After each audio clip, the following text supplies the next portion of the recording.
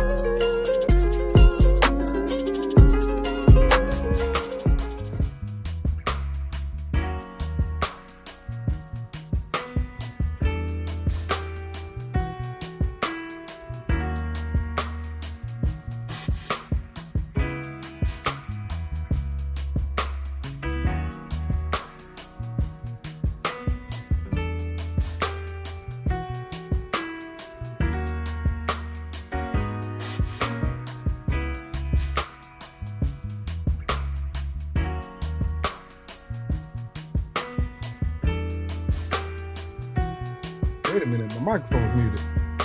Microphone is muted. The microphone is muted. Shout out to somebody LDBC. I am Trill Will LDBC or nothing. And thank you for joining my live stream on this good old Monday evening. 3 things I ask when I go live. Number 1, make sure you are subscribed to the channel. Click the bell icon so you'll be notified whenever I create content on the channel. Number 2, make sure you smash that like button. Smashing the like button pushes this video into the algorithm so that more eyes that need to see it. And number 3, donate to the channel. Your donations are greatly appreciated. And I thank you in advance. Yeah. Who all we got in the building? Pam, how you doing, Queen? Good evening. Luther, salute to you and thank you. Diane, good evening. How are you? My brother, Bearded Viking in the building. What's up, everybody? Who else do we got in here? Who else do we got in here? Lisa in the building. How you doing, Queen? Good evening to you. Dante in the building. What's happening? What's up? What's happening? What's up? The brother Bearded Viking in that membership chat. The best and only membership I paid for. Salute and I am honored. Mr. Vino Gotti in the building. What's happening with it, man? Salute to you. Okie dokie. Okie dokie oli. All right, time for me to start pissing off racists and stuff. Okay. There was a Klan meeting, a Turning Point USA America Fest America Fest Klan rally they had, and Nicki Minaj sold her soul to the devil.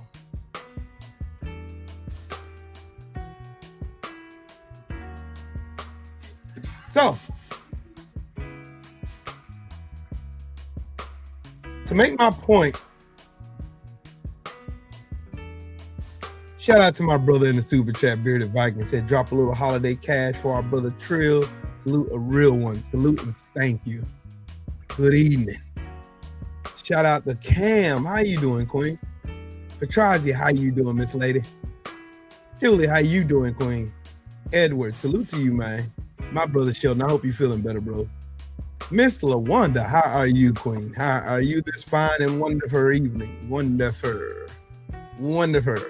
Shout out to my brother Mind of Mansamusa for being so hospitable Got to go hang out with my brother before his birthday on Wednesday, and has a beautiful family, beautiful wife, beautiful kids. Shout out to my brother, man. Salute to him. See, the LDBC don't just talk to each other on the internet. I love my family, dog. I do. I love the LDBC. We're a real family here. For real, for real. My brother from another mother, Coach B. Hudson, in the building. That man right there got so much boxing knowledge, man. That man's probably forgot more boxing than I know.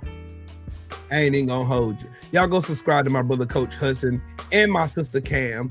Y'all go subscribe to my family and get them. They trying to get over 1,000. Let's get them over 1,000. Let's do it. Diane, how are you? Good evening.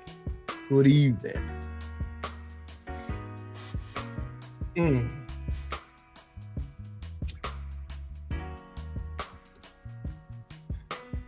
Toilet Paper USA. Christian, how you doing, man? Toilet Paper USA. Now, let's share the screen because y'all know got to do the receipt thing. Got to do the receipt thing. The couch fucker himself had a lot to say here. Here's a little bit of it. In the United States of America, you don't have to apologize for being white anymore. Uh-oh. In the United States of America, you don't have to apologize for being white anymore. Uh-oh. What'd I tell y'all yesterday? In the United States of America, what did I tell y'all? You don't have to apologize for being white anymore. What did I tell y'all? In the United States of America, you don't have to apologize for being white anymore. What did I tell y'all? What did I tell y'all? Everything about the right is whining, crying. You don't have to apologize for being white. I didn't. When has anybody in this country ever had to, especially white people? When did white people ever apologize for being white in this country? I'm confused. I've never, in my entire 47 years on this planet, heard one white person apologize for being white. The only time, however, that I've heard someone said, I am sorry I'm white, is when they are witnessing racist shit like this Klan meeting known as Toilet Paper USA. Yeah. Yeah. Like I said, when I'm right, I'm right. Because like I said, all these people stand on is whining and crying and fear and jealousy and greed and corruption. This is all they thrive on. JD Vance is not popular whatsoever. He's not popular. No one thinks he's cool. Everybody thinks he's a fucking weirdo. I think he's a weirdo. You think he's a weirdo. We all think he's a weirdo. He's a flaming fucking cross-dressing couch fucking weirdo. There's one clip in particular that I'm looking for that JD Vance said that I really want to speak on. So hang on, let me go find it. Let me go and find it. Let me go and find it. Let me go and find it. Let me go find it. I'm looking for it. Hold on, y'all. Could this be it? I don't know. Despite the devastating loss of Charlie Kirk, my incredible husband at UVU, Caleb has persisted with the same gift. Grit. It has been a long day. Despite the devastating loss of Charlie Kirk, my incredible husband at UVU, Caleb has persisted with the same gift. Grit.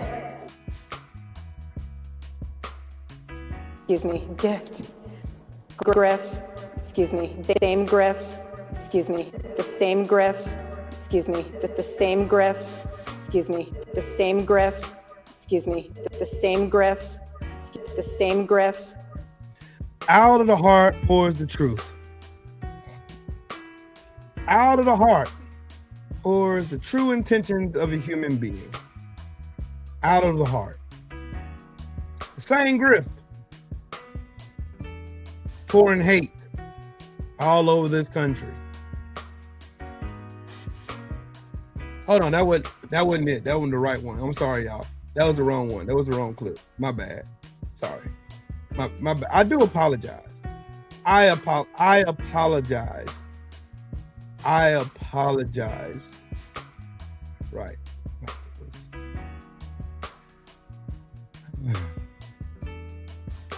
I apologize.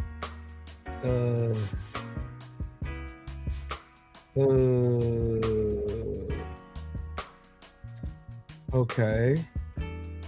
So hold on. I may have found it. Hold on, guys. Hold on. I may have found it. I may have found it.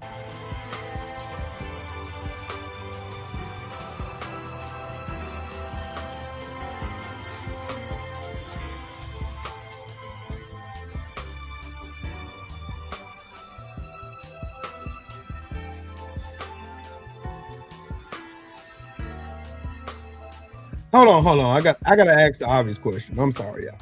I'm sorry. Does that look like a grieving widow to y'all?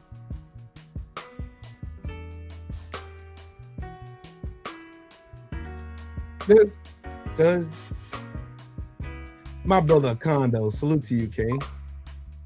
Salute to you. My brother Mahari, salute. Moms, good evening. Woke Mike, what's up, family? Does that look like Does that look like to y'all a grieving widow? Hold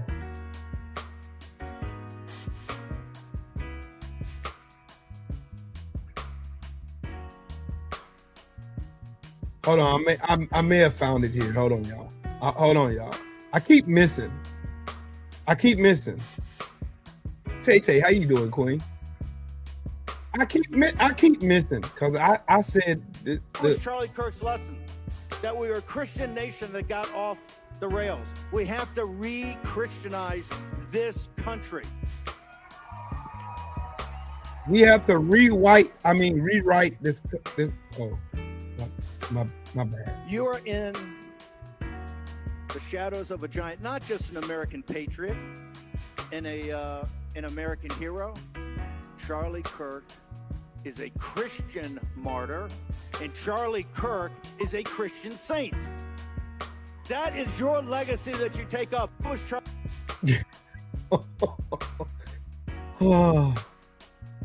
Shout out to my brother Todd French in the super chat. He said, "Yep, I saw this Nikki turncoat thing coming. I did too. Dang, I said this was like a jerk off fest for like. Hold on, that's the wrong clip. My bad, y'all. That's the wrong clip. My bad, y'all. I'm sorry. I am sorry. I am so sorry. That is the wrong clip. That is absolutely the wrong. That is absolutely the wrong clip. True Will. You should know better, buddy. Bro, you should know better. Receive that, bullies. We won't be silenced ever again. We will speak up for Christians wherever they are in this world. Bitch, you ain't even a Christian. Oh. Amen. None of y'all there are Christians. Nobody in that building is a Christian. Not one single solitary soul. Oh. I don't know if you can see this at home, but she is getting a ton of standing ovations. I love you guys so much. Thank you guys.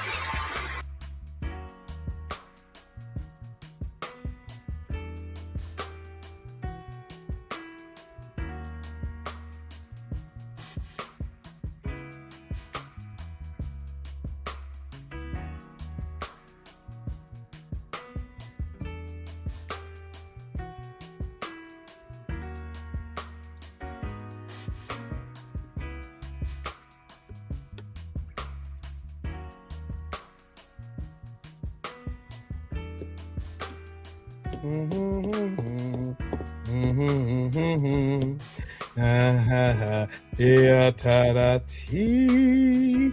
Yeah, t. Y'all know I'm gonna get you right. Y'all know I'm gonna get you right. Y'all know I'm Trill Will. In the words of my infamous brother, BFTB, Trill Will is going to get you right.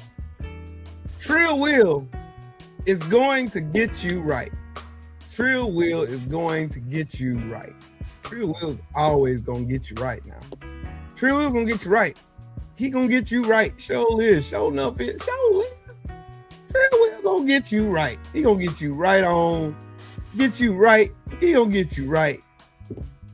He gonna get you right. Trill Will is going to get you right every time. Every single time, Trill Will is going to get you right. Trill Will gonna get you. Trill Will gonna get you right. He gonna get you right every time. Every single time.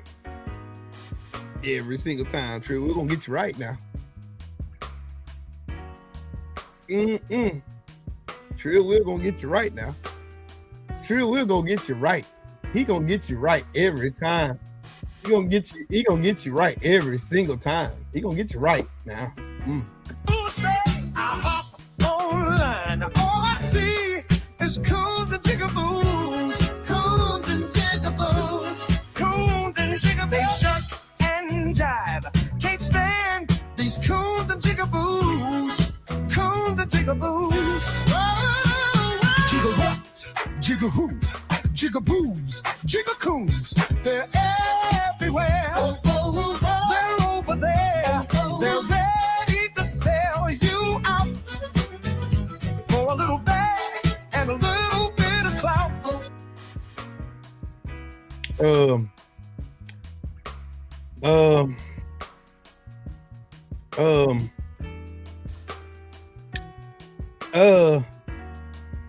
Shout out to my brother again, Todd Friend said, wait, she is from Trinidad. What does she know about Nigeria? We're not going to talk Trinidadians getting blown up on a fishing boat. Shaking my head.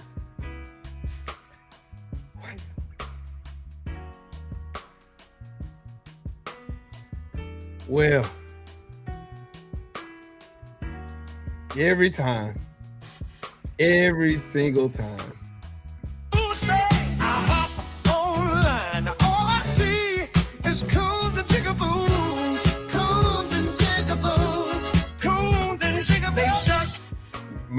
My bad, y'all. I'm sorry.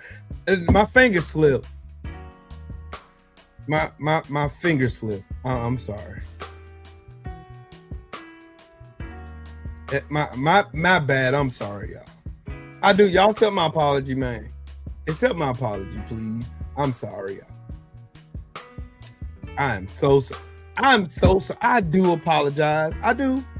I apologize. Wait a minute. How that picture get up there? I'm sorry. Yeah. I meant to put this. Oh.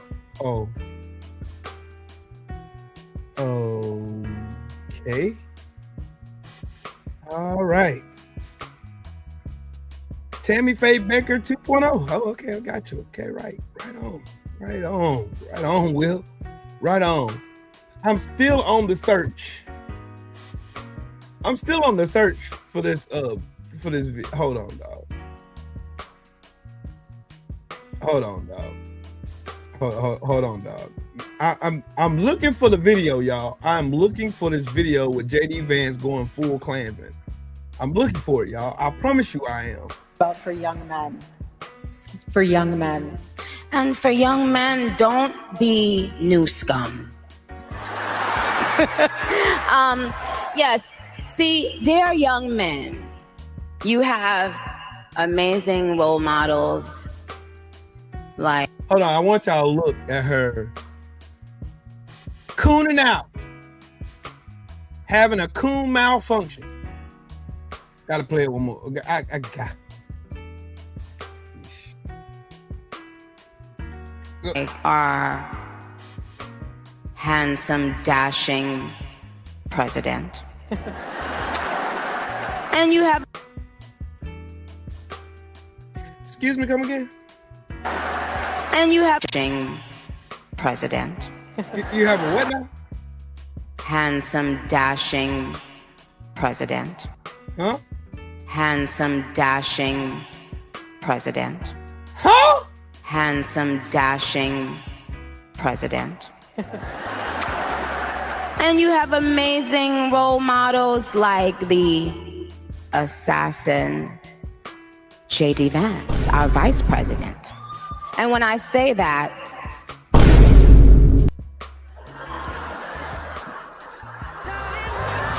Nothing beats a trust me, Jet2 holiday. there's nothing new And under the right sun now, that I you have can not save heard, so you're £50 fine. per person. That's £200 off for a family of 4.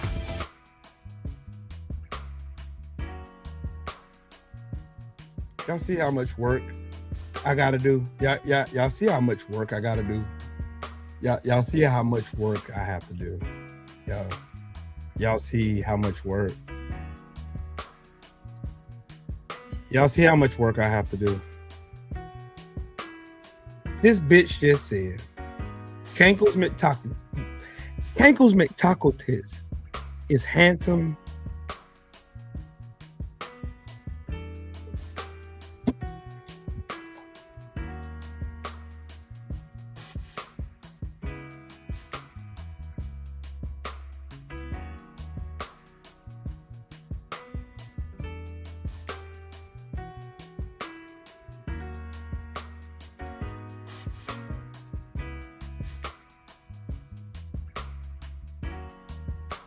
Hey, Tia, you got somebody you can shoot right there in the chat.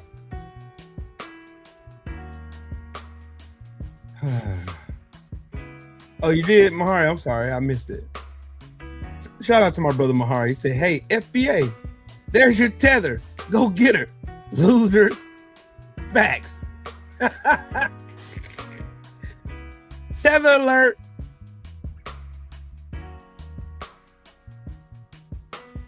Yeah, MAGA, y'all.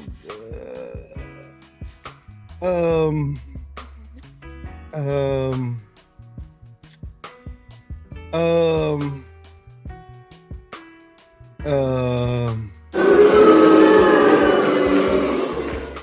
I gotta find that video. Okay, I'm sorry, y'all. I apologize. I do apologize, but Toilet Paper USA is supposed to be a Christian organization, though, right? Right, y'all. We had a consensus in the chat that Toilet Paper USA is supposed to be a Christian organization. Shout out to my brother Todd Friends in the super chat again. Said role models, Trump and Kenneth Petty. Nah, I'm good. Yep, I'm good. A couch fucker and a child fucker walk into a bar. Yep, William. Bill Clinton said, unleash the clip. Let the clip go. Y'all ain't gonna, I might get blowjobs in the Oval Office, but god dang it, I ain't no child fucker. Talk to him, Bill. Bill said, unleash the clip. Yes, he did. He sure did. He sure enough did. He sure enough. But y'all, ain't Toilet Paper USA, ain't they a Christian organization? That's what they say. That's what they claim they are, Christian organization. Well, let's go to the Bible. Matthew 7:15-23. Beware of false prophets who come to you in sheep's clothing, but inwardly are ravenous wolves. You will recognize them by their fruits, aka their actions. Not everyone who says to me, Lord, Lord, will enter the kingdom of heaven, but the one who does the will of my Father, aka actions, who is in heaven. Let me go back on that again. Hold on. Not everyone who says to me, Lord, Lord, will enter the kingdom of heaven, but the one who does the will of my Father who is in heaven. Jesus warns about people who appear righteous but are not, and who may even perform miracles while claiming to act in his name. Try the Spirit by the Spirit, ladies and gentlemen. Toilet Paper USA is not a Christian organization. Let's start there. Let's start there. Let's start there. Let's start there. All right? Can we start there?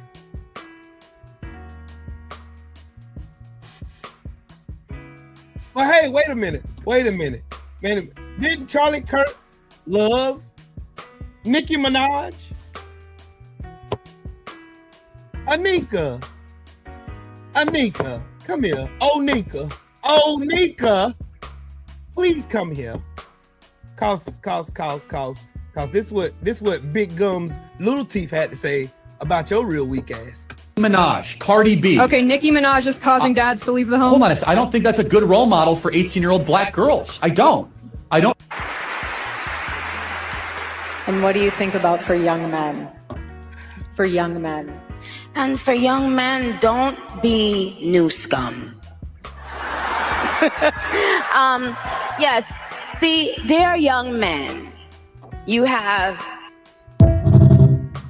Minaj, Cardi B. Okay, Nicki Minaj is causing dads to leave the home. Hold on a second. I don't think that's a good role model for 18-year-old black girls. Minaj, Cardi B. Okay, Nicki Minaj is causing dads to leave the home. Hold on a second. I don't think that's a good role model for 18-year-old black girls.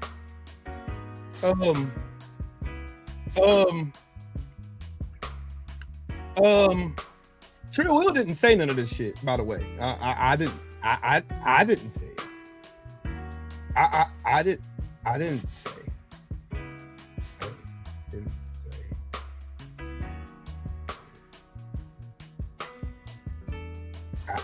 I didn't say it. Charlie Big Gums Little Teeth said that. I didn't say it. I definitely didn't say it. I'm still trying to find that video, y'all. I'm so sorry, y'all. I'm sorry. Well, I'm gonna try again, okay? Can I try again? Can I try again, y'all? Can I try again? I'm gonna try again, okay? And you can see from behind me, this is a recreation of the tent where Charlie Kirk lost his life at Utah University in September, and people are taking selfies with it. You can see from behind. Now,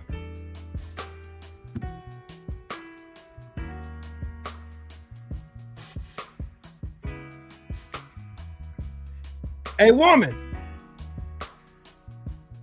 that is supposed to be grieving the untimely death of her husband is allowing people to take selfies in a mock-up tent like the one he got shot in by a white man on a white college campus in white-ass Utah in a white city called Orem, Utah, which they then turned around and blamed the blacks for. Yeah, this ain't going good for you, Toilet Paper USA. So you mean to tell me the woman of the man who was shot is okay reenacting the very environment that her piece of shit racist husband was killed under?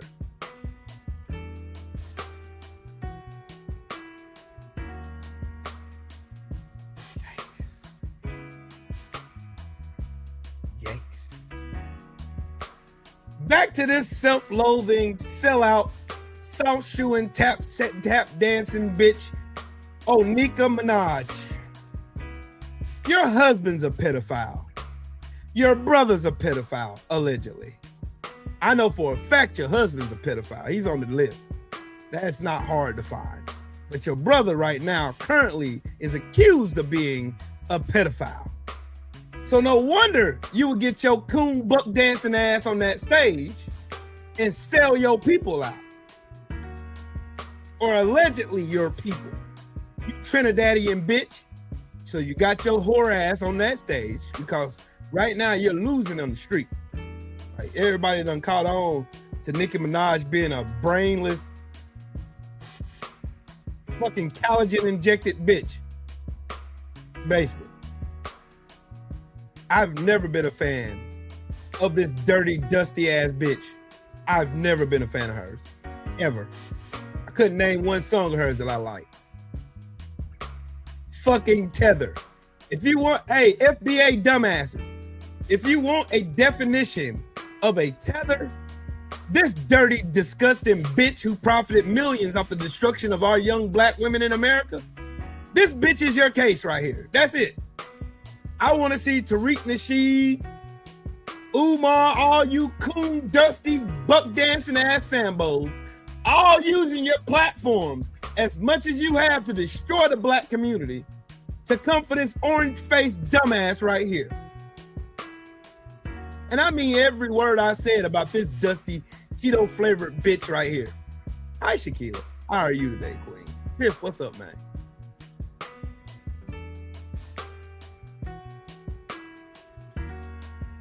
Nicki Minaj, Sexy Red, Suckiana, those dirty, dusty bitches were put there so that young black girls can look up to their promiscuous lifestyles and try to mirror what they do and think that shit is right.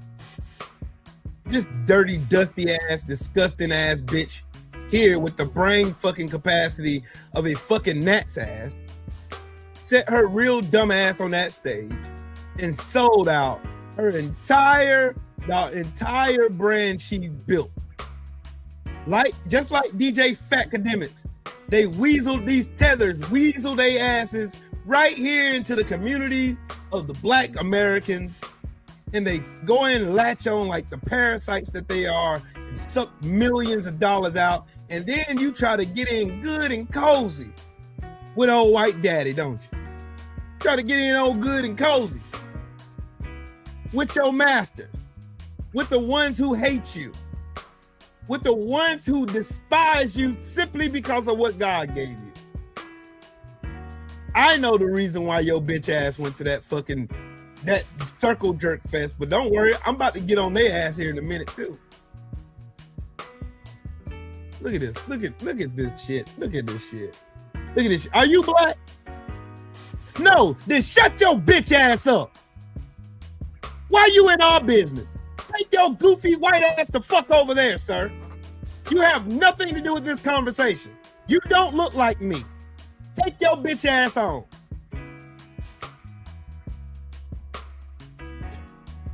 Translation. You like rap. Just like you got these lame ass fucking fake ass white boys trying to rap just like the black people they want to hang. You want to explain that one? Care to explain that one there, homie Joe? Just like you want to be a wannabe nigga, wig ass nigga. Oh, I want to be black. Everybody want to be a nigga, but don't nobody want to be a nigga. Ain't that a bitch? Everybody want to be a nigga, but they don't want to be a nigga. You act like you're living in 19. I am, bitch. I am. How is it always? Why always? You'll want to be. You'll want to be now. You'll want to be. You'll never be. Yeah, I know that's right. I stand corrected. You're not a wannabe. You're a never be. You will never be as prolific as I am. You'll never be as black as I am. You'll never be as dope as I am. You'll still be a wannabe trying to be down. Once again, shut your bitch ass up while grown folks talking. All up in black business. All over here trying to, oh yeah, she ain't sell out. Shut your bitch ass up. Why y'all always in our fucking spaces? Why can't y'all go mind your own fucking business? Y'all always gotta weasel your measly ass fucking sun dodging ass in our conversation. Like we talking to you. We ain't talking to you. I'm talking to the people who look like me. She sold out, bitch. That dirty bitch Sold out. Period. She's a coon, a buck dancer, a sellout, a shucker and jiver. She means nothing at all. Yes, thank you. Thank you, sis. Mind our black ass business. I'm over here minding my black ass business. I ain't said nothing about white folk. I was talking about this coon bitch right here selling out her community. Meanwhile, this jolly white motherfucker want to come in here and tell me about what it is to be black, what it is to be on fucking cold. Get your white ass out of here, nigga. This conversation ain't for you. You always poking your nose in somebody's black ass business. Take your bitch ass on, nigga. Nobody talking to you. Take your whole ass on somewhere. All up in the wrong conversation. Oh, you don't know what selling out is. Like I didn't just watch Nikki Minaj make millions and millions of dollars trying to corrupt the minds of our black women, our future black women, the most educated demographic in this country, the most entrepreneurial. This motherfucker said Nikki is wise. Where's she wise at? Where's she wise at? Where's she wise at? Where's she smart? What prolific thing this dumb bitch ever said? Don't be like Newscomb. Oh, be like Trump, a fucking pedophile, a liar, and a grifter? Be like JD Vance, house dressing and fucking couches? The fuck is wrong with you dumbass niggas? What's wrong with y'all for real? Like dead ass, what's wrong with y'all, man? What the fuck is wrong with y'all for real, dog? They quite literally went to this fucking event where they crash grinder once again going to get their asses played in, pretending to be fucking Christians. J.D. Vance get on the stage and say, you don't have to apologize for being white anymore. I ain't never remembered a period in time where white people ever apologized for shit. When did that shit happen? They didn't apologize for slavery. They made Jim Crow. Then after Jim Crow, discrimination. Then before that, convict leasing. Then black codes, vagrancy laws, so they can get free labor out of black asses. That's why black people make up the majority. That's why a majority of the population in prison are white guys, followed up by black guys, who only make up 13% of the population. Have y'all ever wondered why the black population in America has never superseded 13 to 14%? Have y'all ever wondered that shit? Or was y'all too stupid to understand that these motherfuckers been trying to get rid of us since they stole us from Africa? Have y'all wondered that shit? Y'all haven't. You ain't took time to worry about it because you stupid motherfuckers are too busy trying to be in black business. JG, what's happening with it, Brody? I swear to God, I can't stand you motherfuckers. I surely can't. Y'all can't ever mind y'all fucking business. You can't stay out of black folks' faces for 2 seconds, but y'all be on the internet crying and whining. Oh, the blacks are violent. 1350, Will. 1350. Black people make up 13% of the population, Will, and commit 50% of the crimes, Will. It's the Jews, Will, the Jewish space laser, Will. We need to start shaming race mixers, Will. We need to start shaming these mud sharks, Will. I shouldn't have to compete with brown people and the blacks. Then you got this dirty ass white woman that come out, we're with the EEOC, and if you're a white man in America and you have whining white man syndrome, call our number. You may be entitled to compensation. And here you stupid motherfuckers in. See, the blacks are the victims while simultaneously whining every time we see you. Toilet Paper USA, All they did was get on stage and whine about how not to be, we can't be racist. Well, we can't be racist. We can't be racist. We can't be racist. We can't be.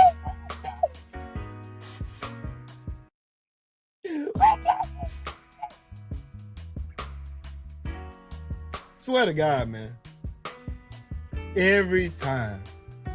Every single, it goes without fail, dog. It goes without fail. Every time I see one of these troglodytes get in my chat, every time. The blacks will. The blacks. My God today. My God today. My God today. Boy, I swear. Boy, I swear to God. I swear, man. I swear, dog. For real. Every time I see y'all. Every time. I see y'all every time. Look. There go another one. Mad. Whining. Whining white man syndrome. That's what I'm calling it from now on. Every time. Every single time. Y'all can never stay the fuck away from the ones you claim you hate so much. Every single time. JD Vance had to get up on the stage and said, white men, you're whites. Hey, you whites, you don't have to apologize for being white in America.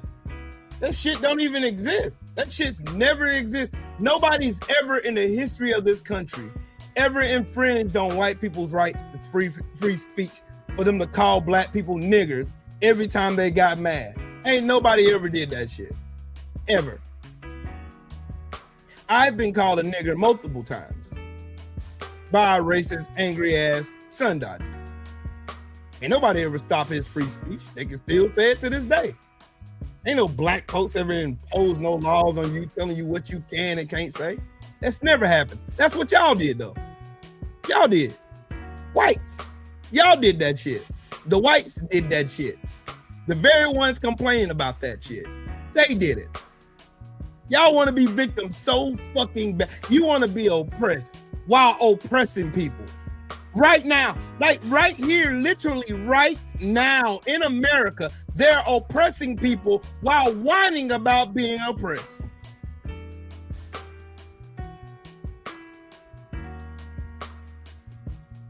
Look, I told y'all. What'd I tell y'all? What'd I tell you? What did I tell y'all? Everybody's tired of hearing about black people being a prayer. That shit is old news. You're not slaves. All lives matter. Yeah. Everybody needs to start acting like a victim. Wow. I got white man syndrome. I'm coming to cry on this black man's face. Yeah. You want a blinky? You want a blinky, baby? You want Trill Will to pat him back and make him burnt so him can go to sleep, cause him cranky. Oh, that baby cranky. Oh, that baby cranky, y'all. That baby cranky. Shh, I gotta be quiet. Shh.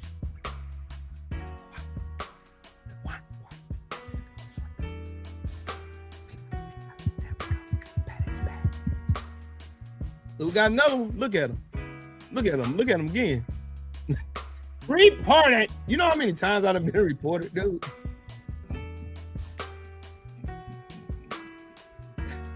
Where's the lie? Where's the lie? Lord have mercy. Jesus, look at you. All of them coming out. Look at them. Look at them, bro. Look at them. Look at them, bro. Boy, that's a lie.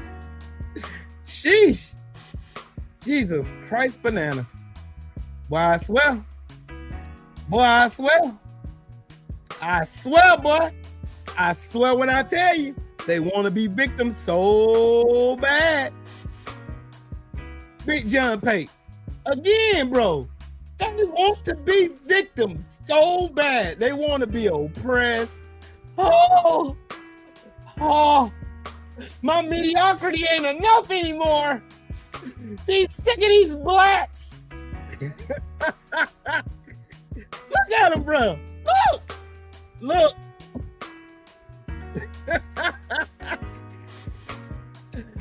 Look at him.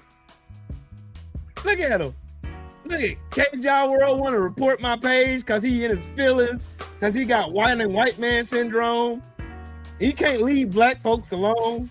Can't get out of black folks' conversation. Oh, I gotta come and infringe on Trill Will's free speech though. But I'm not the victim. But I'm gonna report you because you hurt my feelings. Sounds like a bitch to me.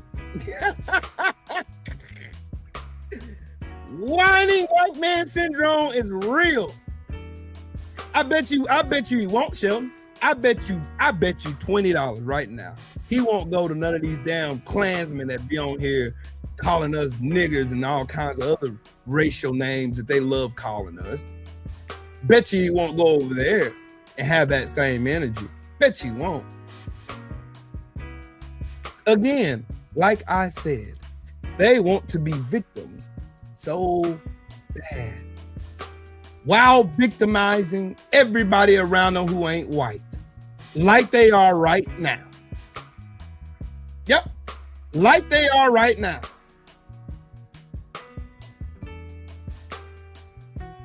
I tell you what, and y'all know Trill Will is one of those ones that like to walk in facts, right? All right, name one law or one executive order that Donald Trump has wrote in his 11 months in the White House when the intent was to cause harm to white people. Go. And I'll ask that question again. Name one policy or executive order that the Trump administration has submitted or subjected the American people to, which intentions were to harm only white people.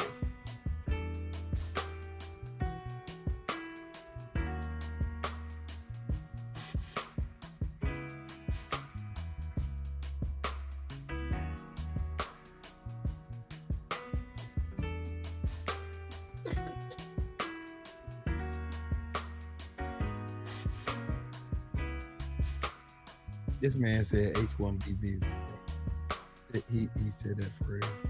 And he meant it with his full chest. Y'all, I can't make this up. I really wish I could make this up. I really wish I could. This man said H1B visas. That's what he said. He said that for real with his full chest. Yeah, I got you, Sheldon.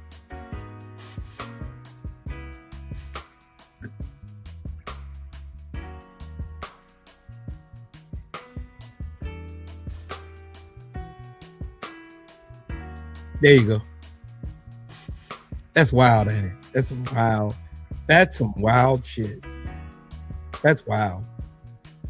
Jesus Christ bananas. Jesus Christ bananas. Like, Jesus Christ bananas.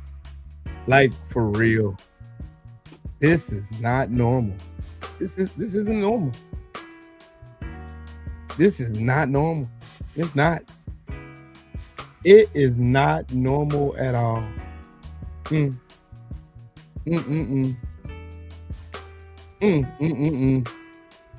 This is not normal.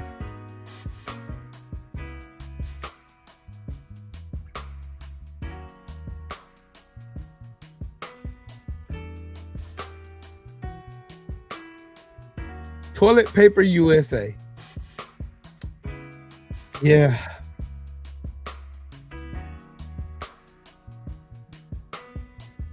Yeah. Yeah, the best and brightest there at Toilet Paper USA, ain't it? The best and brightest. The best and brightest. What's up, Sheldon? Howdy there. Look at how this bitch look. These motherfuckers are weird. I'm still in that whining white man syndrome, though. Oh, cool. These motherfuckers cry like baby back biatches. Facts. How the fuck, like you were saying, how the fuck are you gonna be the oppressor and the oppressed at the same fucking time? They want the cake and they want to eat it too. You want to put your foot in my ass, walk it dry, and then complain about your foot stuff. Right. It's the The blacks. fuck? It's the blacks' fault. It is the blacks' fault. Bro, I don't see nobody. Well, I wouldn't know because I don't fucking go to them areas where they talk all that neo-Nazi skinhead bullshit and Right. Ku Klux. I don't know what the fuck they saying because I don't give a fuck what they're saying. Why can't y'all do the same thing? If you disagree, fuck off. Right. Don't nobody care about your damn opinion, motherfucker. Move around. Shit. Hold on. Come up in here talking about some Nicki Minaj made the right decision. She was Yeah, smart. you would say that. Well, y'all love them handkerchief heads until you can't use them. Then you break your tool and go to the next fool. Tokens get spent. Fuck out of here. Look, and just to concrete my point that Toilet Paper USA is nothing but a Klan rally. There you go. No. What's your opinion on I've racism? had black friends. What's your opinion on racism? I'm actually racist. Okay. I'm just straight up racist. He's never not said that. There's no inconsistencies. Yeah. I support re-migration. Yeah. That's my thought. All right. What is that? What is that? And do you really support it? I really do. What is it? That was a big thing. We were going to colonized Liberia specifically to send the African Americans back. And I truthfully, I do feel bad. We did that to a lot of them. I do feel bad for the American Negro.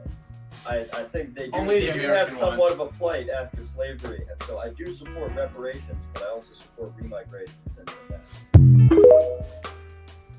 So basically, all they do is sit around and talk about us. Obsessively. We live rent free in y'all's mind. You motherfuckers wake up and go to bed thinking about the blacks. The blacks. And the blacks don't give a damn about you. Nope. We minding our black ass business. Crazy work. Look, the thing is though, like, sheesh, my God, today. Hold on, I gotta show y'all this though. Just so I'm gonna show y'all Matthew 6:17 through 23. I'm gonna show y'all yet again.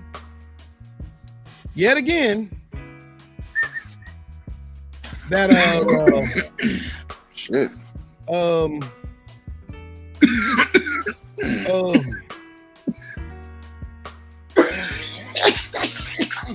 Yeah. Woo. Sorry about that. I need some of that. Myself. Right. Daryl Alexander, salute to you. I'm shocked myself. But look, like, they're a bunch of flaming, hot, steamy closet homosexuals. Let me just read that for y'all who can't. Yeah, I can't see that at all, bro. Grinder outage rumors debunked at America First conference. Screenshots from Down Detector showed a global spike of 168 user reports on December 19th during the conference, but Grindr status page confirmed full uptime with no outages from December 17th to the 21st. Users like Monkey Boy 99 and ID Brian posting from the event said the app worked fine. How the fuck did they know? Doo-doo Main Productions. But hold on. Wait a minute. Who was them asshole? Two gay men at Turning Point USA. But Drill, baby, drill. That's a double entendre. Yeah, drill, baby, drill. They want to drill that ass. Right. Right. You better not pick up nothing around them. Your ass is got.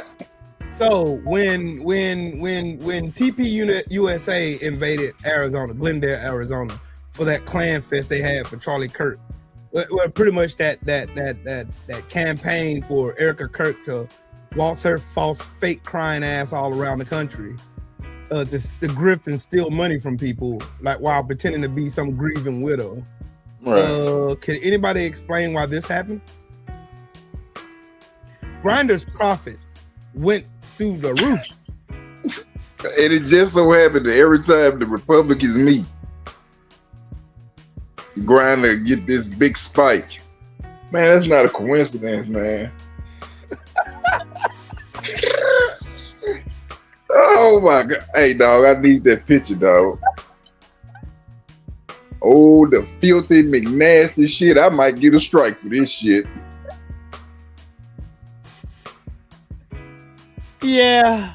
I might get a strike for this shit. Yeah. I'm gonna let you know right now. If I text you like, God damn, they done took it, they got me. You already know why. Yes. But I ain't gonna, you've been working hard. I ain't gonna let you do that. I ain't gonna let I got to get him. I ain't gonna let you do that.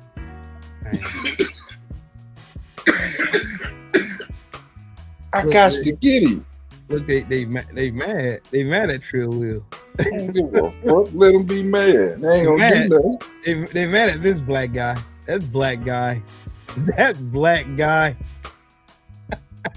What they gonna do about it? Nothing. Not Shout a bitch ass thing. Shout out to my brother Detroit Coalition in the super chat. That 5-piece. He said, I debated a black MAGA voter today that claims to be a man of God. He is so lost in the sauce, just cheesing and cooking, supporting a PDF heathen. These people are hypocrites. Mm-hmm. They are hypocrites. I guess I got to read this again, just so y'all don't think this is my opinion. So y'all won't think this is my opinion again. So I got to go back and I got to go read. Let me go find my Bible scripture. my Bible scripture. Let me go find it. It's so much dirty filth and funkin' filth. There's so much filth. Okay, Matthew 7:15 through 23 says, beware of false prophets who come to you in sheep's clothing, but inwardly are ravenous wolves. You would recognize them by their fruits. That's all I'm going to read right there. I'm going to read it one more time. Beware of false prophets who come to you in sheep's clothing, but inwardly are ravenous wolves. You would recognize them by their fruits. Will, what does that mean to you? I'll tell you. They come to you like, I'm a Christian. I love God. But their fruits are, I support a pedophile. I support unfair tariffs, unfair taxes on poor people.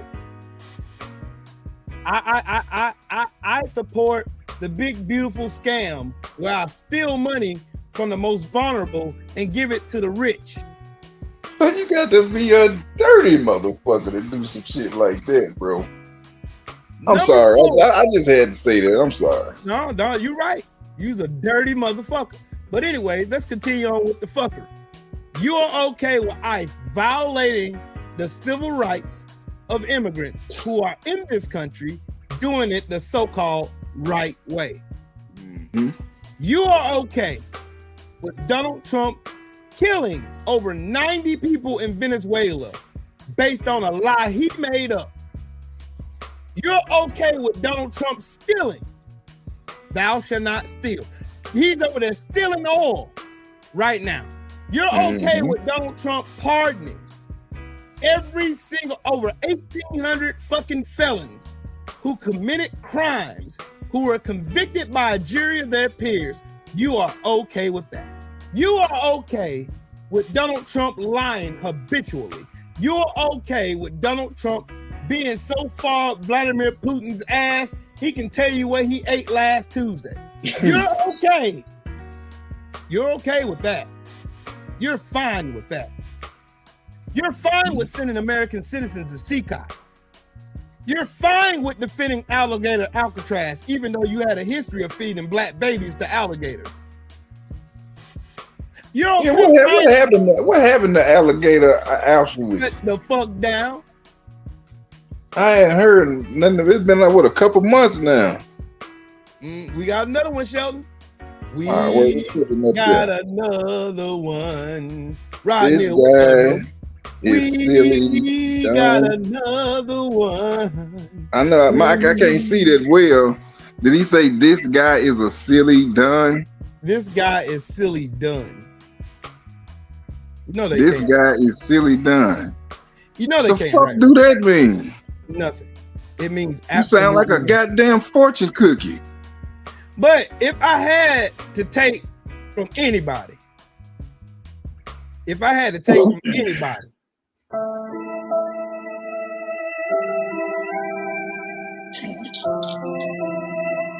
Hey, my heart want to get on. Don't come on here fucking with me either. my heart better not be on no damn bullshit. That's why I ain't let him on yet. Better not be on no damn bullshit. I ain't in the mood. Don't come up here with that bullshit, my heart. Back with the music. My bad. I'll be back up here with no bullshit now. I promise. No BS today. No All BS. right. Oh, All right, but we yeah, good, man. we good then. So back to the my husband. Oh, Bitch my ain't shed husband. one tear. Straight dry crying. Oh, give me $100 million for my poor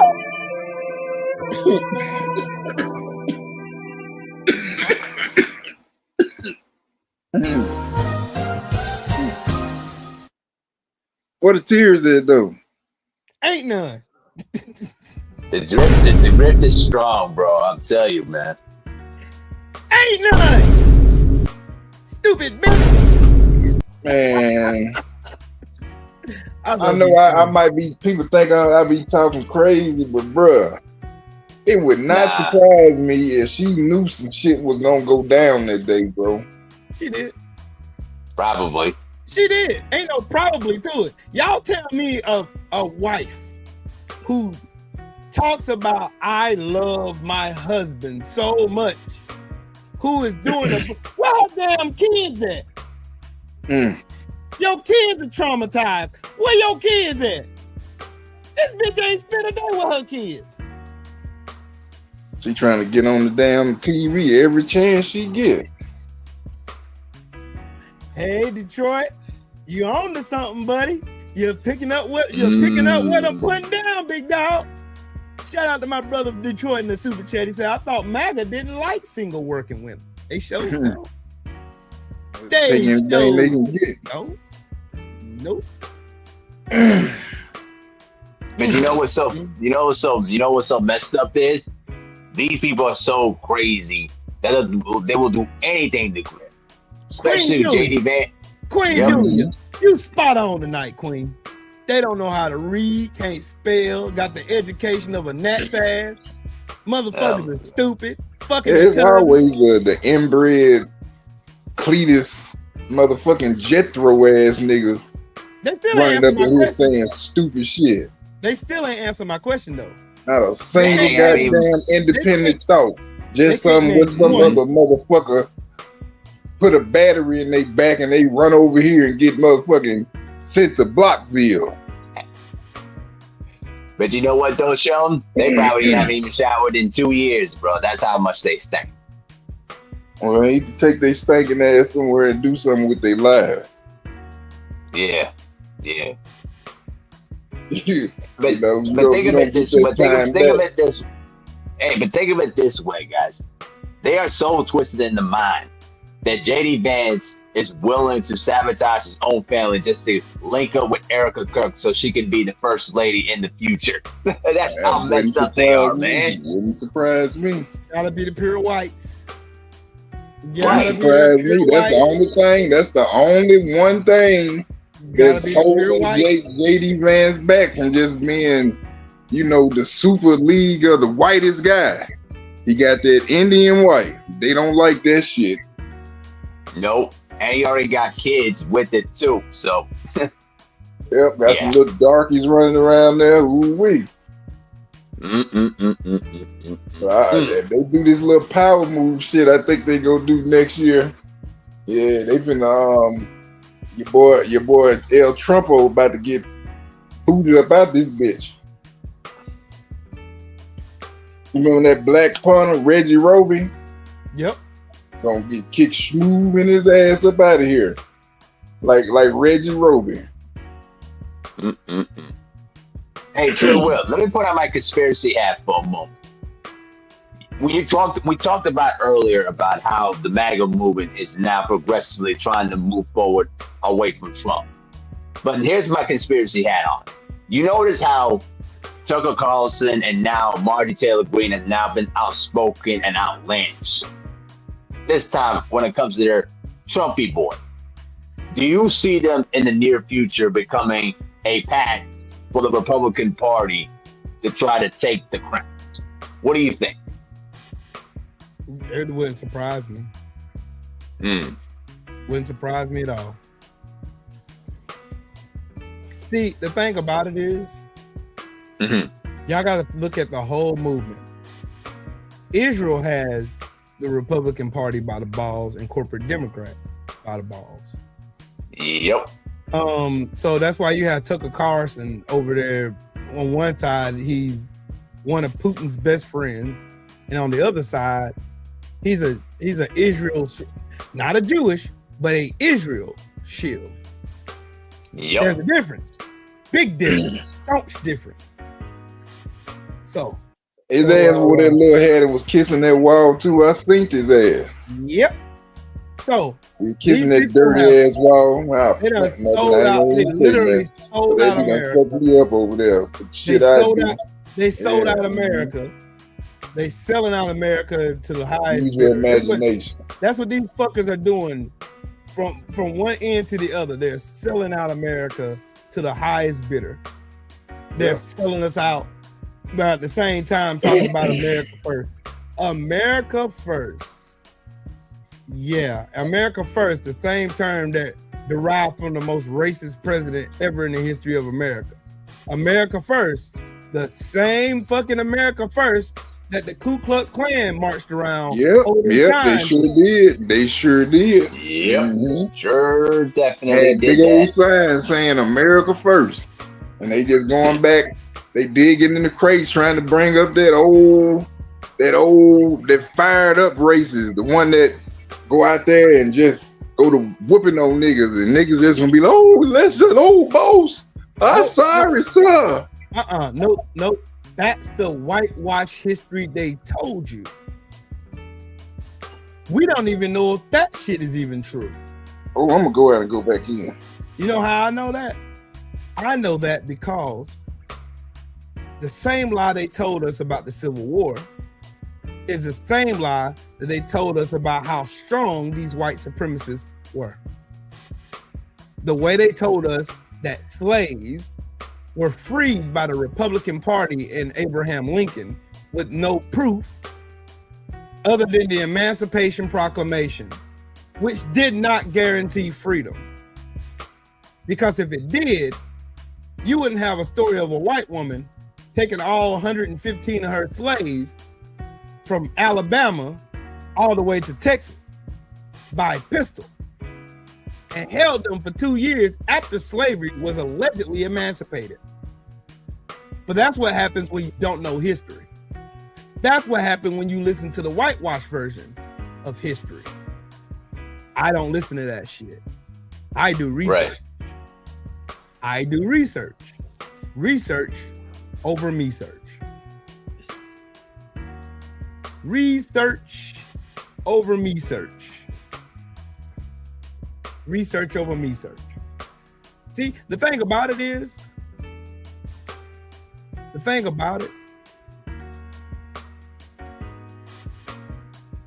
more you think about it, the more you start putting 1 and 2 together, the more stories you start hearing. Like I'm gonna give y'all another little tea leaf.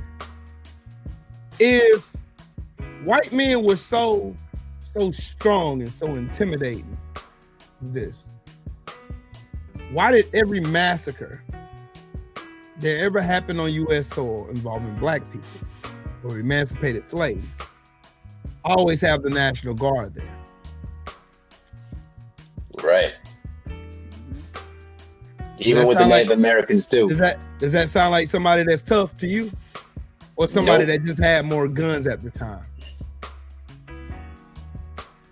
Bro, it was like, you remember that Black Lives Matter march they had that time, and they showed up with goddamn tear gas.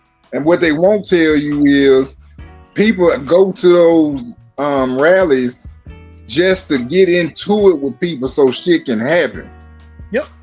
They already got exposed. The Boogaloo Boys, blowing up shit, the Proud Boys, all them dudes.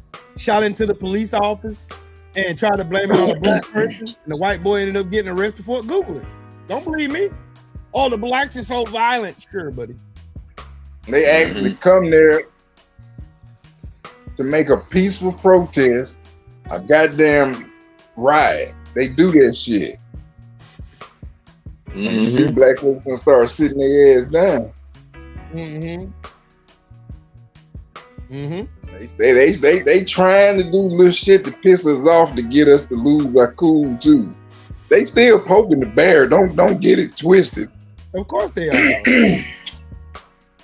Oh, they still poking the bear.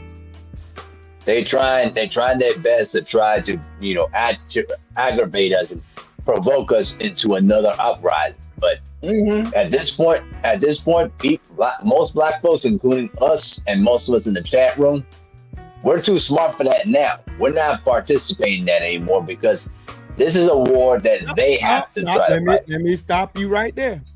This ain't something that just started happening. Black people been on this shit.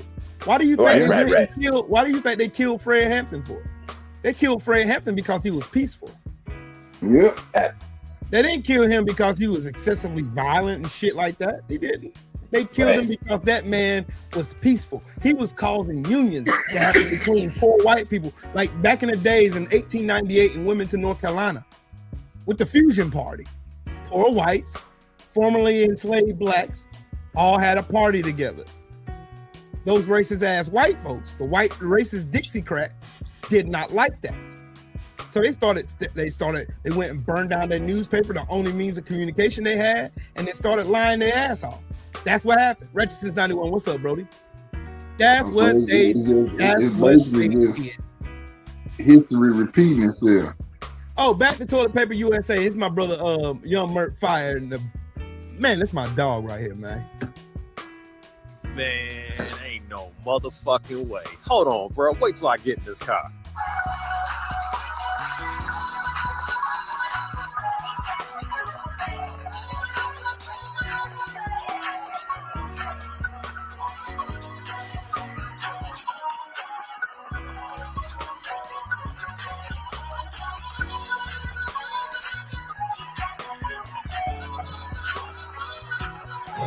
Okay, now it's official. You can't convince me that they not just fucking with us now. MAGA, y'all should be fucking ashamed of yourselves. This is the best y'all got? Erica Kirk and Nikki fucking Minaj? Y'all fucking Bible thumping, cousin humping, pedo piper protecting pieces of shit. I'm finally at y'all wits end. Y'all really out here trying to push this whole conservative, save America, save Christianity bullshit agenda, and the best fucking spokesperson y'all could come up with was Nikki fucking Minaj? Man, on everything I love, bro. If Charlie wasn't playing an Ed Gein victim right now, he would be rolling in his fucking grave, literally. Nicki Minaj, Cardi B. Okay, Nicki Minaj is causing dads to leave the home. Hold on a second. I don't think that's a good role model for 18-year-old black girls. I don't think that songs that are talking about like glorifying wet female genitalia is exactly, I don't know which one wrote that song. The same fucking goofy who claimed allegedly she never claimed or Drake, but if she did, she Minaj with him and let him eat her ass like a cupcake. This is the woman that they are using as their spokesperson for the Christian movement. Even Ray Charles himself could see the hypocrisy of this shit. But I mean, hell, why should we be shocked anyway, right? Birds of a feather flock together. Which reminds me, ain't her brother or hubby a registered pedo or sex offender, something like that? Somebody fact check that for me. And you want to know how I know that this whole fucking movement behind Chester Cheeto is falling apart? Because Erica Kirk, soon to be known as Erica Vance, has already came out and endorsed her future husband. I swear, this shit is like watching a conservative soap opera or something, except you know what's going to happen already. Either her and the Republicans know something or they're waiting for something. Either way, I can't wait to see what happens next. Looks like old JD Hands in the Pants got tired of that Muslim wife of his and started giving Erica that old Widow Willie, huh? You know, giving her that old stiff jab like a pointy finger, hitting her cheeks like a boxer, if you will. Allegedly, of course, because you know how these old bird turds get when you talk about them in 4K. Bird turds. The funniest part about all this, she's not even American. She's from Trinidad. I would say y'all should be embarrassed, but y'all commander-in-chief used to be a commander-in-children, but y'all voted for him anyway. Eat 1,000 dicks. You fucking moon prunes. Never gonna give you up. Never gonna let you down. Man. Man, y'all follow Young He was Murder right. on Instagram, man. Y'all follow him, man. He's on TikTok too. He be cooking these motherfuckers all day long. Bro. Nothing but the facts. Nothing but Absolutely, bro. the Nothing but the facts. Shout out to my brother Lamont Griffin in the super chat. He said, I was 12 when my aunt taught me about Gamal Abdel Nasser in the 6-Day War. He said, nephew, all do the research. Okay, do the research. I'm gonna do it. I'm gonna research the 6-Day War. I'm gonna research it. I sure am. Thank you for giving me something else to study while I'm on vacation. Yeah. Yeah, I know. bro. I know how YouTube be doing when you try to type on your phone on the super chat and it be self-correcting and shit. I know how to do. Bro, they do that every time, bro. And you know how it goes. But man, I love Young Murder Fire. That's one of my favorite content creators. He be cracking me up, calling moon prunes. What is another one? He said diaper tone dipshit. Yeah. He got a billion name for him. What's his name again? Young Murder Fire. Hold on, I'm gonna put his link in the chat. Hey, you got somebody saying they lost about the this whole Nicki Minaj situation. I don't understand the Nicki Minaj thing to myself. I'm lost. Okay, I got you, David. Nicki Minaj is a coon, sellout, shucker and jiver. She is butter biscuit eater. She's a butter biscuit eating, soft shoe dancing coon of arts. That's what she is. She profited from manipulating the minds of young black women. That's what she did. Yep. Now she's on stage defending a fucking pedophile. So, and her husband is a pedophile. Her husband's a pedophile, and her brother's an accused pedophile. So yeah, there we go. You know something? I don't even think I ever listen to her music like that. Anyway, I've never listened to her shit. I listened to her a little bit when I found out she had disrespected Malcolm X in the song. That shit pissed me highly the fuck off. Hey, Sean. What's her name got into it? Remy Ma. Yep. And Remy Ma got into it with her goddamn ass. Yeah. Mm-hmm. I know Cap wrote them damn lyrics though. He ain't telling me shit. She was like goddamn have poops, goddamn it. One more time for Young Mert. Hold on, one more time. Yo, since I got to drag one of you fucking pasty lipless bird turds in my comment section. Pasty lipless bird turds. But lucky for you, New I got name time today. loaded. Stand back and stand by. First of all, you fucking banjo banshee. If you're gonna come to my comment section trying to post some racist shit, the very least you could do is grammar check your comment before you post it, so I can at least think you have a fraction of an IQ point. Second of all, it is absolutely and positively fucking diabolical that I go out of my way to make these videos, do the homework for you, give you the clip notes, and give you an open book fucking test, and yet you still fail just like your ass did to catch a tan this summer. Third of all, the only reason why you felt some type of way about that video is because you know everything that I said was 100% facts, and as my grandma always said, a hit dog gon' holler, and right now your son dodging ass is screaming.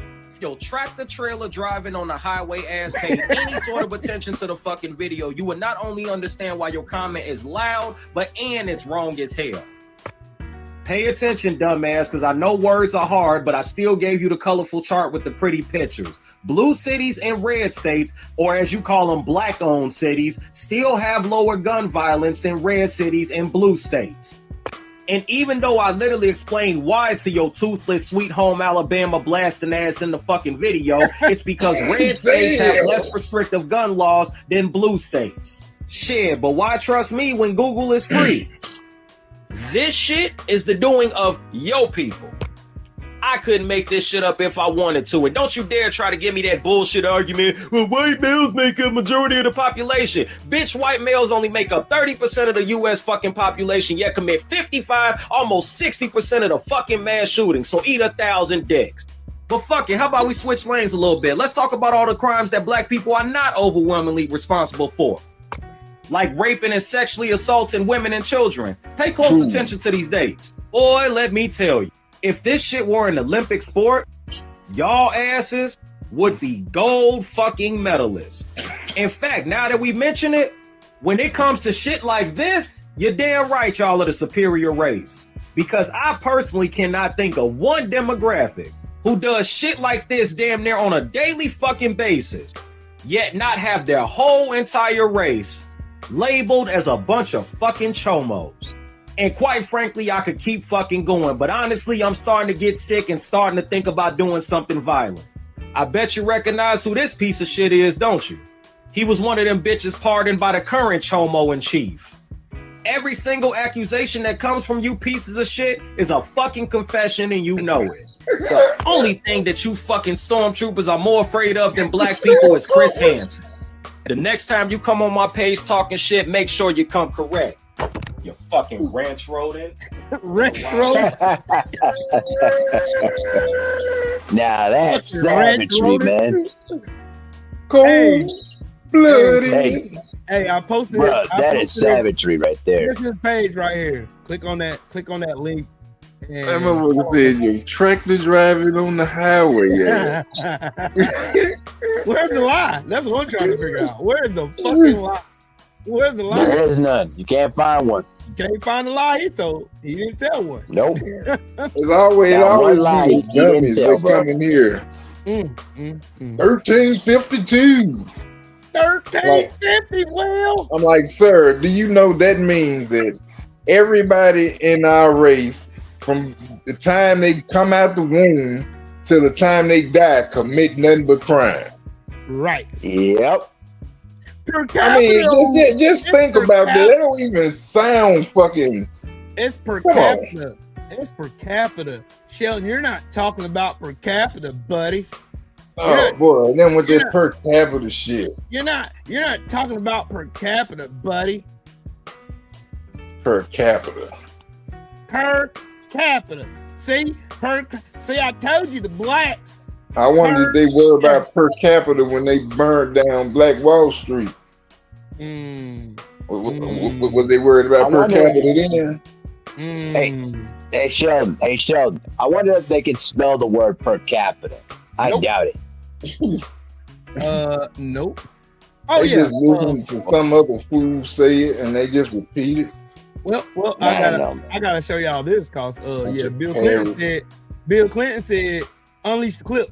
Well. Seems like Bubba hit Trump with the old owner reverse today. Bill Clinton released a statement saying that he wants all of the files, all of the photos to be released in the Epstein files because he knows that someone or something is being hidden or protected. In a statement he released online, he said, the Epstein File Transparency Act imposes a clear legal duty on the U.S. Department of Justice to produce the full and complete record in public demand. Oh, let me pause that real quick. Hold on.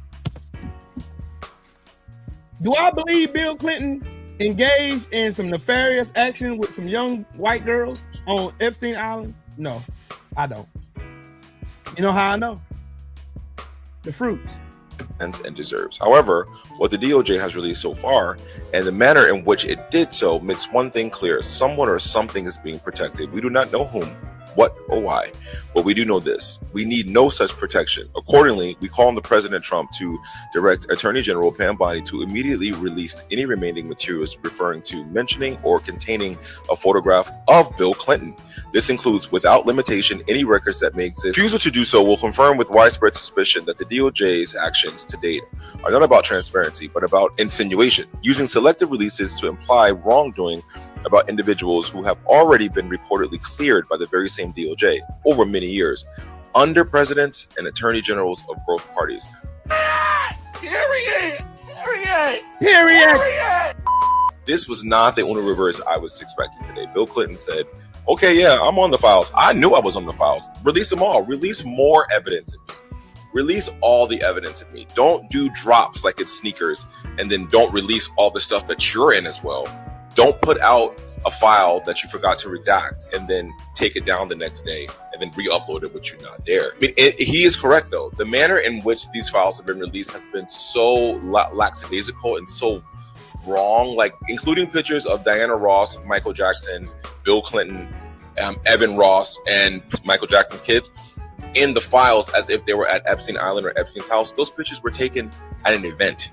There's so many pictures in there that if you don't actually look at the pictures, they're all taken at events. See, let me stop that. Here's what I think. Here's what I think. 10 hat time.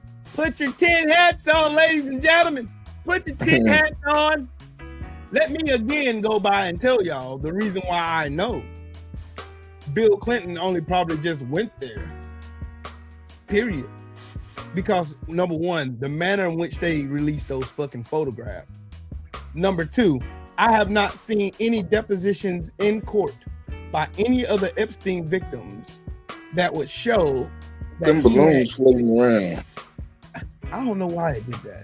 I must have did that when I hit the daggone whatchamacallit. I thought Eat the Clown was gonna come get your ass. Yeah, the clown. But anyways, so okay, let me go back through my conspiracy theory, my 10 hat time. Okay, number one, the way they released these files was trying to switch the optics to make it look like Bill Clinton was doing some nefarious shit with Jeffrey Epstein. Follow me. There are more pictures of Donald Trump with Jeffrey Epstein than there are Bill Clinton. That's number two. They were best buds. Number three, there are no court depositions in existence anywhere where I've seen, and I looked at dozens of them, that mentions Bill Clinton's name doing something nefarious to an underage girl. There hasn't been one witness to come forth to say that Bill Clinton engaged in XYZ with this potential person. There hasn't been one. You exactly right. Only people that's saying that shit is MAGA people. Follow me. Keep following me. Follow me. Bro. I'm about to clear Bill Clinton's name right now. Bro, it's only them that's saying that shit, trying to keep the heat off Trump. Every time Donald Trump goes hard, period, pause. Every time he goes on his rants and all these raves and posting on live social and on Twitter, every time he does that shit talking about the nefarious act, the alleged nefarious actions of one person, he's talking about him fucking self. Every single time. Every fucking accusation is a confession from Donald Trump. Every single one of them. Y'all cannot name, can't nobody in the chat name, can't nobody on this panel name one fucking court deposition where William Clinton's name is listed doing something nefarious to those young girls, over 1,000 young girls that was trafficked on Epstein Island. You can't name one, because I can't. I look. But I can name plenty of case files with Donald Trump's motherfucking name is on it. It's thousands of them, Will. Thousands. Yeah, ain't nobody coming forward saying Bill Clinton did a bitch ass thing. I noticed that. Okay, 10 hat question number 2. Let's hear it. What kind of reputation did the racist media try to set up for Michael Jackson? That he was a child groomer, right? Yeah. Everybody heard the stories about him allegedly molesting Macaulay Culkin and all this other shit. So, do you think that the racist, rabid, MAGA base would even give a fuck if they photoshopped a picture of Michael Jackson standing with Bill Clinton and Jeffrey Epstein with the kids and all that shit? Do you think they would give a fuck? Just like they didn't give a fuck when you seen a picture of Jeffrey Epstein and Chris Tucker. And he had to come out and give a statement saying that he was at a charity banquet with other comedians and other superstars that was there. Right. Because they knew a lot of people. They were socialites. Him and Ghislaine Maxwell were socialites. He had a lot of fucking money. Right. Okay. So you mean to tell me Chris So they Tucker, tried to correlate him to being on Epstein Island. that's why they dropped the photos the way they did. They're trying to take away the thousands of photographs that they have of Donald Trump and his pedophile best friend Jeffrey Epstein, because Donald Trump wasn't just an associate of Jeffrey Epstein. They were one and the same. They were both fucking monsters. But buddies.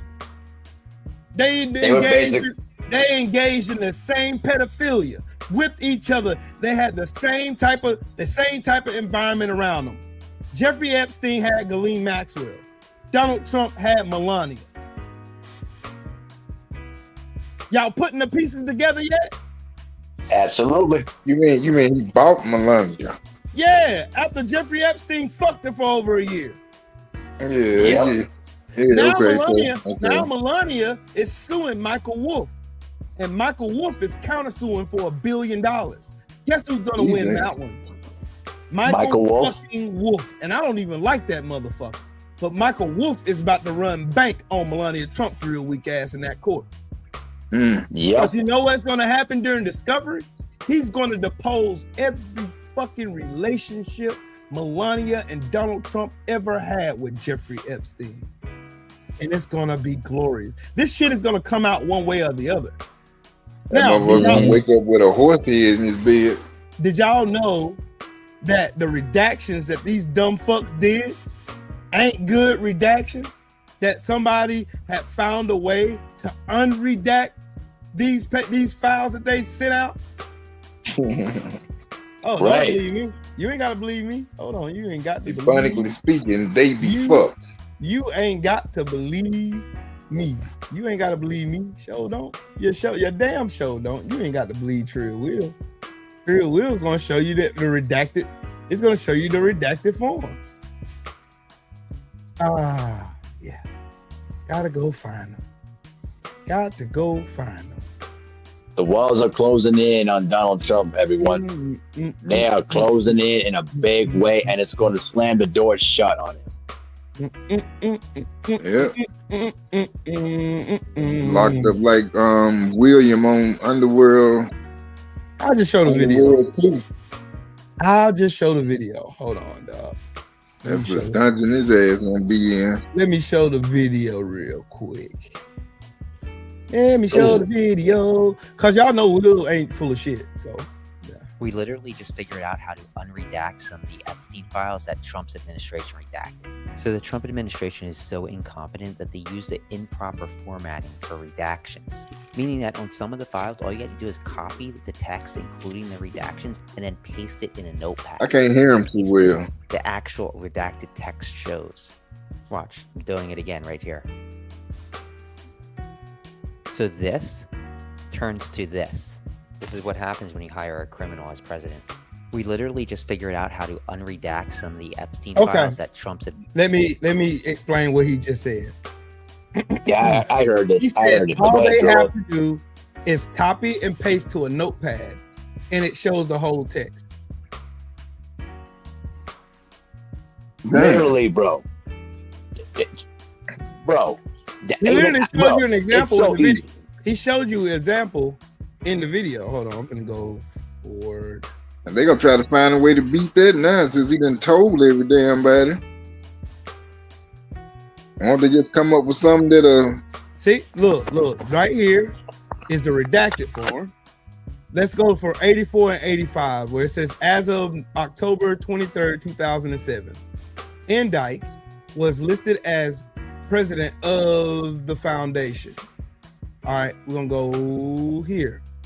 As of October 23rd, 2007, Dyke was listed as president of the foundation. He also was a signatory on the foundation's checkings account. 85, between September 15th and June 2019, September 2015 In June 2019, Indike signed foundation amount checks for over $400,000 made payable to young female models and actresses, including a former Russian model who received over $380,000 through monthly payments of $8,333 made over a period of more than 3.5 years until the middle of 2019. And that was this. Wow. Nasty work, Trill Will. Nasty work, bro.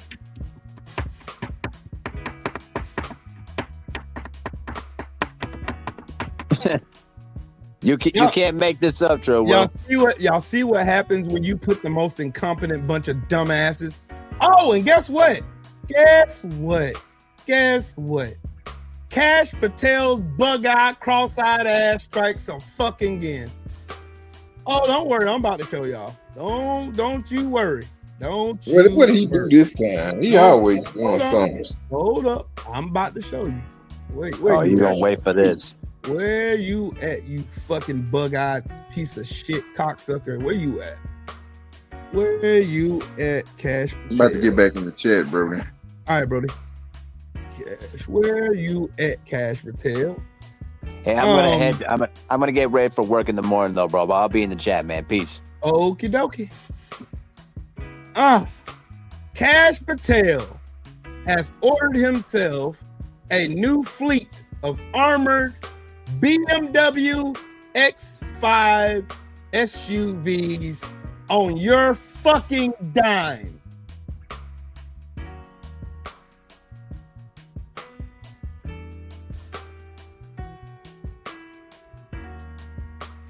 On your dime.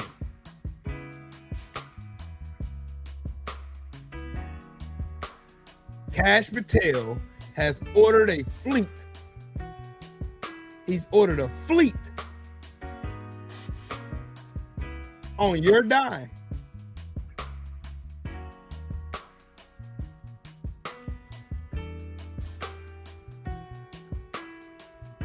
There you go.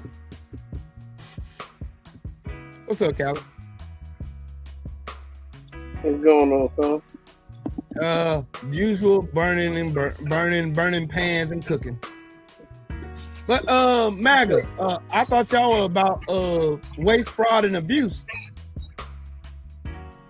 So far, Cash Patel has used taxpayer money to go to hockey games, to go on hunting trips, to go to Scotland, to fly around the country to his stupid ass girlfriend, to use taxpayer money to have security, FBI SWAT team following his stupid ass girlfriend around.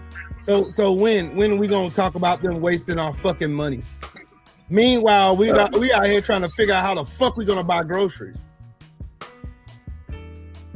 Well, MAGA is starting to turn against Cash Patel. His days are numbered. I don't think he's gonna be one of the first ones fired out of this administration. I see him going soon. He'll probably be fired sometime within the first few months of the 2026 calendar year. I don't think he survives outside of that first quarter.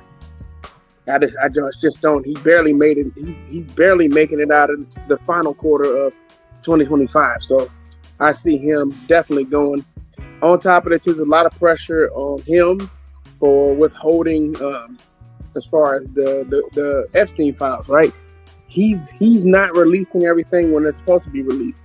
Then he's heavily redacting a lot of the Epstein files instead of releasing them as they should be. He's trying to lie and state that he's trying to protect the victims. No, he's just trying to hide or try to cover up for Donald Trump. That's what he's trying to do. So he's trying to redact as much information as he can, or try to remove as many files as he can, or at least doctor them up so Donald Trump is not implicated. And that's why it's taking so long. And that's why that's why he's getting ready to get sued. Mm-hmm. So the FBI is in trouble, and Cash Patel is going to be the one thrown under the bus when things get dire. That's why I'm saying he's going to be gone. Don't be surprised if he's gone even in January at some point, or even don't be surprised if you get like right before New Year's Day or something like that. He's gone. Whatever it is, I can see him being gone either by the end of the year or sometime there's a window by the end of the year, or sometime within the first first quarter of the new year. But he's not going to survive. He's not going to get 2 years as FBI director. It's not going to happen. He's going to be a body. And he's the right color too to be the sacrificial lamb. Just remember that too. He's the right color. Got a question. So anybody gonna talk about the fact that Steve Witkoff is a fucking Russian mole? He's a full-fledged Russian agent. Okay, let me read what's on the There you screen. go. In April, Rubio was scheduled to fly to Paris for Ukraine talks. But before he left, his team learned that Witkoff had arranged a one-on-one meeting with French President Emmanuel Macron, according to a senior administration official, a U.S. official, and a former French official. Rubio was asked to join the meeting, but the French Foreign Ministry said Witkoff needed to sign off on the change. It was a humiliating turn of events for Rubio, whose aide struggled to reach Witkoff for some time. In the end, Rubio finally tracked down Witkoff, who agreed to allow Rubio to join him in the meeting, according to the U.S. official and the senior administration official.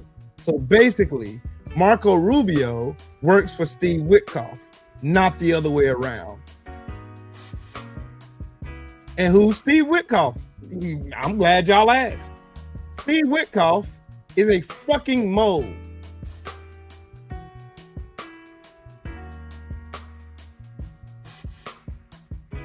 The Wall Street Journal conducted an investigation and found that Witkoff is not just Dmitri's friend, but a direct Russian agent.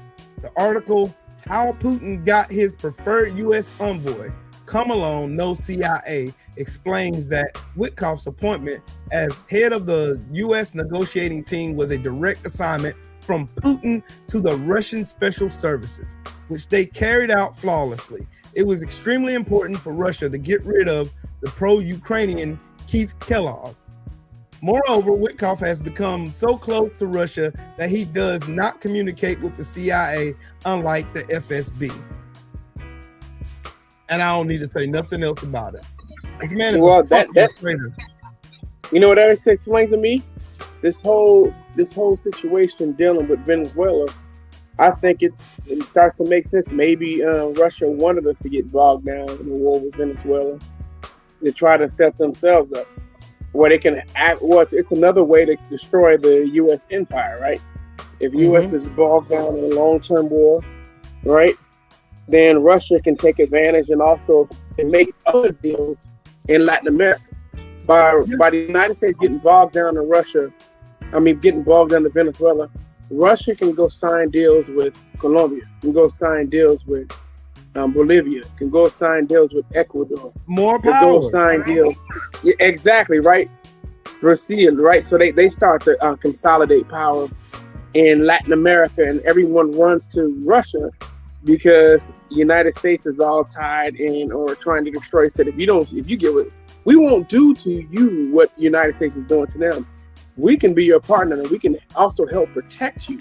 So you'd be better off signing a deal with us, right? Instead of going, because you try to work with the U.S., you see how the United States is when they say that you're your friend, you're not your friend. You belong to them. You are indebted to them forever. They control you. We're not like that. We want to be your partner. We don't. It's a strategic game, and if we paid attention to a lot of these moves, Putin has been a million steps ahead of Donald Trump. Donald Trump's an idiot. Yep. So it wouldn't be surprising me. He's a KGB former fucking agent. He knows what the fuck he's doing, manipulation and psyops. He knows what the fuck he's doing. Trump is stupid. Steve Witkoff is a fucking Russian mole. Period. Bought and paid for by Putin and the oligarchs in Russia. This motherfucker will give Ukraine on a silver platter if it means appeasing Vladimir Putin. He don't give a fuck about America. You think these peace talks in Miami, they were trying to propose that Ukraine give Russia their land, the land that they walked in on them and committed started a war with them? But look at this, right? So Ukraine at all. Outside of this war, let's just talk about, right? The Ukraine war was going on, right? The United States gets involved in the Ukraine, right? This is really, in reality, this war in Ukraine is not just a war against Russia. it's also a proxy war against China, right? Yep. So when you start to look into this with detail, we also want to destroy Russia. It's kind of like a kill two birds with one stone situation. China and Russia has come out of this more strong, more powerful than they ever have been. So the United States told the European Union to cut off Russia as far as oil, and we'll supply you. Russia has found friends all over the world, and it's making more money. China has a $1 trillion trade surplus. Every move we've made has been stupid. China and Russia is dominating because of our stupid ass moves, and then now we have more stupidity that's happening around Trump. It's kind of like if Donald Trump is not destroying this country on purpose, I think he's stupid. But if he's destroying it on purpose, or whether he's not destroying it on purpose, it's kind of having the same effect, right? Whether he's doing it on purpose or for the pure simple fact that he's just incompetent. Regardless, either way, we're receiving the same outcome, and that's the downside of this, right? Every move that this administration has made has been disastrous, bro. And this whole shit now, when you try to go check, is trash. Foreign policy is fucking trash.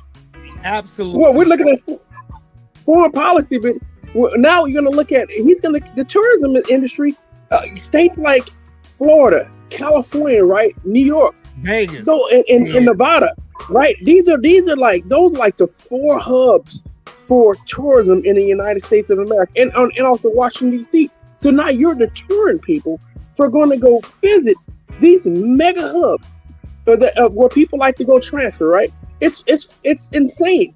You're going to cost this country billions on top of billions of dollars, right? That goes towards our multi-trillion-dollar economy. You're killing it. Everything he's doing is he is the rot from within. If you want to talk about a cancer, Donald Trump is the cancer from within, which is going to destroy it. It's not going to be an outsider. It ain't just It was Trump. always going to be someone on the inside. It ain't just Trump. I don't want that to be remiss on anybody. It ain't just Trump. It's the entire Republican establishment that's the rot from within. All of them motherfuckers are engaging in policies that's fucking up America. They're doing it. That's a fact. They're okay with just sitting around while Trump fuck up 100 years of diplomacy across the globe.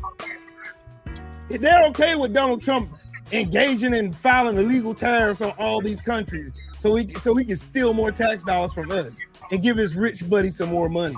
They're okay with writing bills that give rich people more money and rob more old people who can barely afford to live now. Everything is hot. Bro, I'm using my credit cards more than I've ever used in my entire life right now because of these motherfuckers.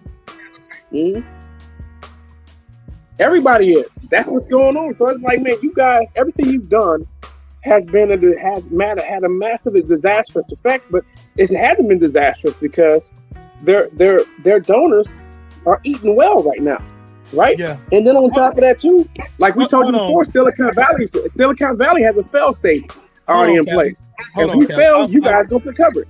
Hold on, Callie. I gotta stop American exceptionalism talking point.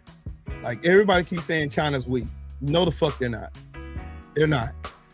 China is the second superpower in the world. Don't let that be remiss on anybody in this chat. China is not as weak as y'all think it is. They're only weak because America told you they were. What proof do you have? China is a country of peace. How is China weak? Right. China has the world's second largest economy.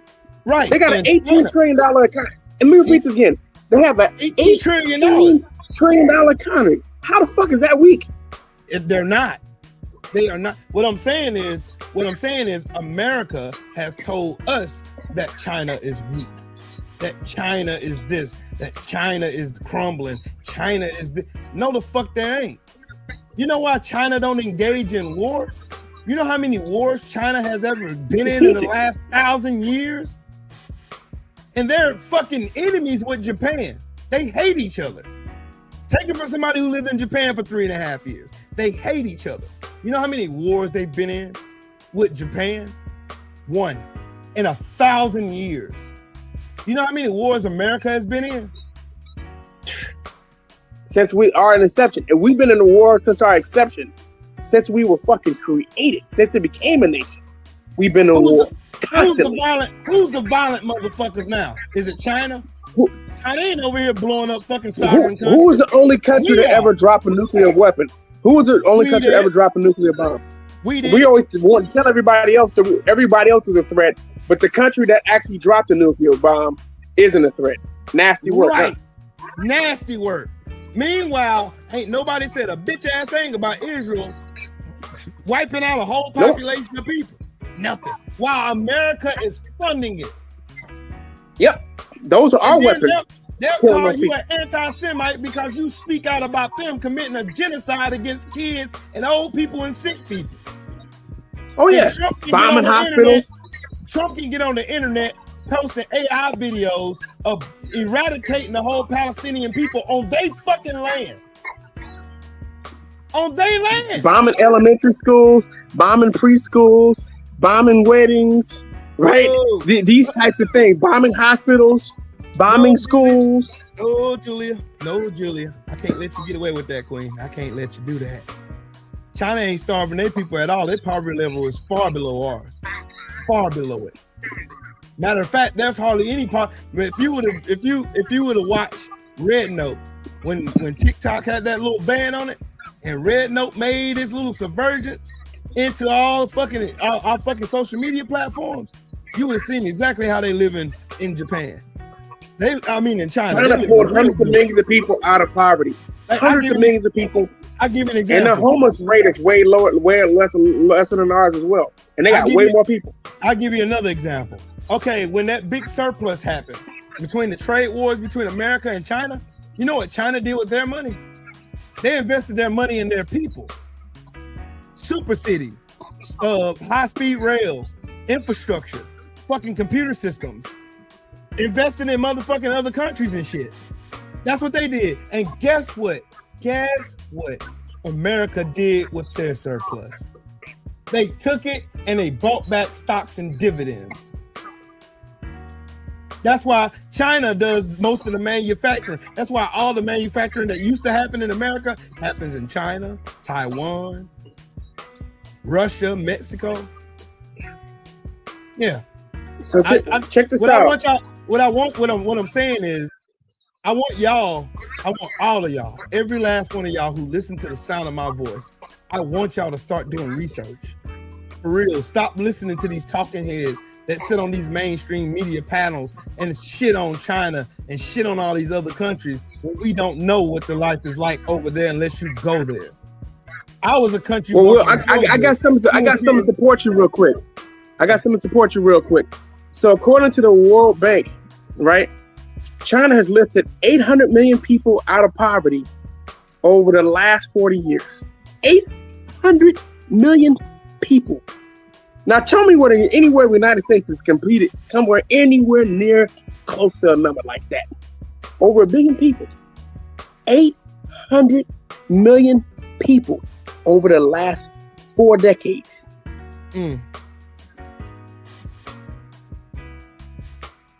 But that's a struggling country though. Who said China? They make the number one TV in the world. You know what? China's smart. What China did, they stopped their country from being influenced by bullshit American exceptionalism. China has internet. Don't worry, I'll show you receipts. Don't worry. I don't. Google is free. Gotta blow this up one more time. Gotta blow this up. Let me blow this up. Why does she think that China? Are there still poor people in China? Yes. But why does she think like China who has more advanced technology? They got better high-speed rail. We don't even have high-speed rail. They got these different advanced buildings, all kind of advanced bridges, advanced trains. What are we doing here? China has surpassed us in a shit ton of categories. It's not even close. China has the largest numbers of internet users globally, with 77% of the population online as of late 2024. That was just last year. China has massive internet with over 1 billion users, but its unique, heavily controlled environment known as the Great Firewall that blocks many Western sites like Google, Facebook, and Twitter, promotes local alternatives like WeChat, Baidu, and Weibo. So they don't have to listen to that bullshit, that racist shit. These people talking about down on their people, lying about their culture when they don't know jack shit what they're talking about. I don't blame them. They use VPNs. They got fast speeds. They got everything we have over here. That's what I'm saying. We should not be talking about nobody else's country when we live in a third world shithole here. I don't give a fuck how much money America got. This is a shithole country. They made it that way. They give billions and billions of dollars to rich people who don't fucking need it while everybody else starves and struggles. So tell me how we ain't a shithole country. Tell me how we not a third world country. We got more impoverished, more incarcerated. We got a bunch of stupid motherfuckers running around here with no fucking education. We got a dumbass in the White House. We got a dumbass administration, and we got a stupid ass, spineless ass Congress to go with it. We have a country so racist and fucking stupid, they're willing to kill themselves so they can hurt the few black and immigrants that they hate. Meanwhile, China continues to buy influence around the world so they can make sure that they're bringing resources to take care of the people in their country. China has invested heavily into building more universities so they can actually create more engineers, so they can actually have more innovation, and also have more scientists, right? So they can actually continue to improve things and continue to improve the material lives of people in their country. More doctors. I mean, everything they've done is invested into their people.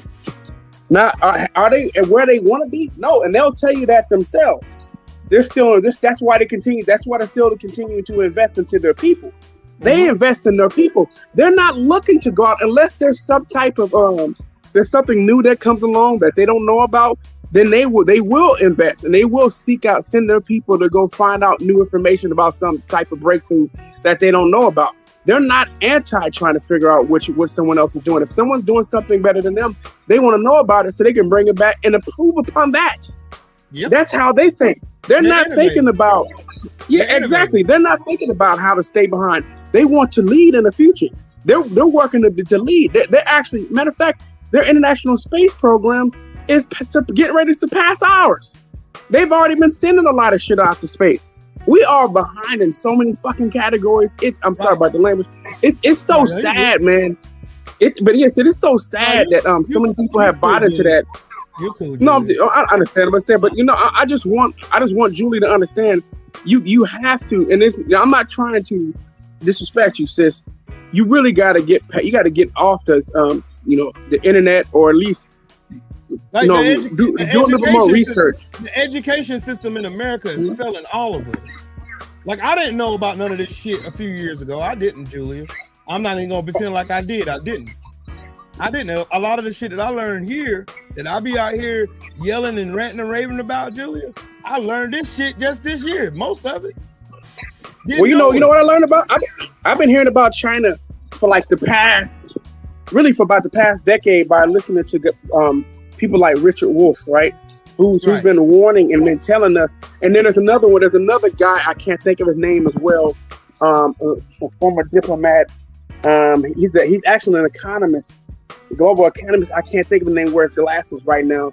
But he's another cat that's been telling us about China and some of the things that China's moving. They're not saying that China's doing everything correctly, anything like that. And they're trying to act like China's the greatest. But they're warning people that China, they've been saying this for like the past 10, 15 years, that China was going to surpass the United States due to the United States actions, and also because China was hungry and were willing to put in the investments and willing to learn, right, and try to adapt, and they want to be the best. And now they're trying to lead the world into the new generation, right? So that when it comes to green technology, United States, we not fucking with China, man. China has invested heavy in renewable energy. Donald Trump came in and slashed all the Biden investments into renewable energy. It's the dumbest thing in the world. The whole world is moving towards green technology. The whole world's moving away from fossil fuels, and Donald Trump is trying to take us back to the Stone Age, keep us there forever. It's just stupid. It's why having somebody 80-some years old, or who someone's getting ready to turn 80, who has his mind made up and can't have his mind changed and can't think about the future because his ass is about to check up out of here. Why maybe we shouldn't be electing people like this anymore? Right. Because this dude, everything he does, right? Whether it's dealing with fossil fuels or this fucking 19th century imperialist mindset. What the hell? We're trying to colonize countries and shit again. What the hell is this? This is not 1800s. They think it's 1850 all over again. I know, it's crazy, bro. I said, well, why are we going backwards? So the United States is moving backwards. China's moving. China's decided to moving living in the 21st century. We decided to go back to the 19th century. And hell, we're trying to go way back in the 19th century. Motherfucker trying to bring back slavery. But it's just trying to what I'm just talking about. So we have to pay attention to who's being innovative, who's trying to invest into modern technology. China has invested heavy into hydrofusion. How many of you guys have heard of hydrofusion energy, right? Hydrofusion. If hydrofusion energy is if we're able to stabilize hydrofusion energy, we ain't gonna have to worry about a lot of this other shit because that's gonna power up the whole world and it's far more cleaner and it's far more efficient than anything that we ever have. Right now, with this, there's a lack of stability. But China was able to get. They ran a test and that energy was able to sustain itself for 23 minutes. For the longest, it's only been able to go as long as about a couple minutes. In the United States, China got it to go 23 minutes. So China's actually stating that we're probably about a decade away from actually having a breakthrough and being able to enact or utilize hydrofusion energy. And the United States has decided to go away from all this type of shit when we were the leaders in innovation and when it comes to green technology and renewable energy. We decided to move away from that and go back to the Stone Age. This is what we're dealing with. So to say that we're better than China, great. I think they're going back in a fucking time machine. They're going back to the good old days of the old West, being old and decrepit and stupid as fuck. Back to the good old days of being a fucking hillbilly. They think that's gonna take the place of modern day innovation. When the world can see you, like there's no secrets now. Like shit, China leads the world in EV car production. Their EVs are 10,000 times better than Tesla. They so good, the United States won't even sell them here because America is a bunch of pussies. Julie, we're gonna learn together. We absolutely. We don't know everything. We don't know everything. We learn this stuff. We learn something new every day. I don't think I know everything at all. I will never pretend like that. I'm far from that. I learn from Will all the time. I learn from Callie. I learn from everybody. I research. I learn more. And I want to learn more because I don't think I know everything. I don't. But another thing is, Julie, I'll tell you my biggest lesson that I learned. The best way to find out how a country's living is to step foot there and you see it yourself. Because I used to think Japan was this old, desolate third world country with no modern shit, no modern technology, and none of that shit. Because that's what I seen on TV. That's what they told us in school and the whole nine, because they were so pumped full of American exceptionalism. That's all I had to believe until I went to Japan and seen it was just like living in New York. It was just like living in New York. And if you want to hear some good news, about what's going on in the continent? Well, Ghana and Burkina Faso just recently agreed to a deal to build a massive railway that's going to extend from Accra, Ghana, into Ouagadougou. Right? So this is the beautiful thing. See what happened when they get rid of colonization? You see what happened? Good things happen when you remove from corrupt ass fucking races out of the way. The French. I wasn't gonna say no names, but yeah, I know what I'm talking about. Yeah, Donald Trump didn't even want them to build that train. Just to let you guys, that railroad. Just to let you know, he didn't want them to do it. Muhammad told him to fuck off. Hey, you want to know something else I learned today while doing research, as usual? Okay, you know how racist white people always tell black folks to go back to Africa? You know, black people had an opportunity to go back to Africa. I'm sure you know this, Callie, but I'm not sure if everybody out here knows. Did y'all know Liberia that Muammar Gaddafi had offered to pay $1 billion to Minister Farrakhan so that he can move black people who were being fucking discriminated against all the way out of the country? Yeah, Bill Clinton vetoed it. And Bill Clinton blocked it. Yep, Bill Clinton stopped it. Yeah, Julie, I'm not attacking you. I'm sorry if you felt that way. That wasn't my No, intention. we're not. That's not what we're trying to do at all, sis. At all. That's not my intentions at all, Queen. I hope you don't take any offense, and if you do, I do apologize. No, we were never trying to get on you. That's why we said that we don't know everything ourselves. You just say you trying to learn, and we were trying to let you know that we're doing the same thing. It just this is something we just had to know a little bit more than you. But there are things that you know that we don't know, right? Yeah, we just wanted to educate this. I want to learn from you. I want to learn from everybody in here. Because I would never sit up here and think I'm so arrogant like some of these dumbass assholes that get on this internet and pretend like they know everything. I would never sit here and try to pretend that shit because I don't know. Because if I did, I wouldn't be in this bitch right now. My ass would be overseas. That's MAGA. MAGA's those are people that know everything. MAGA's know everything. My black ass will be overseas.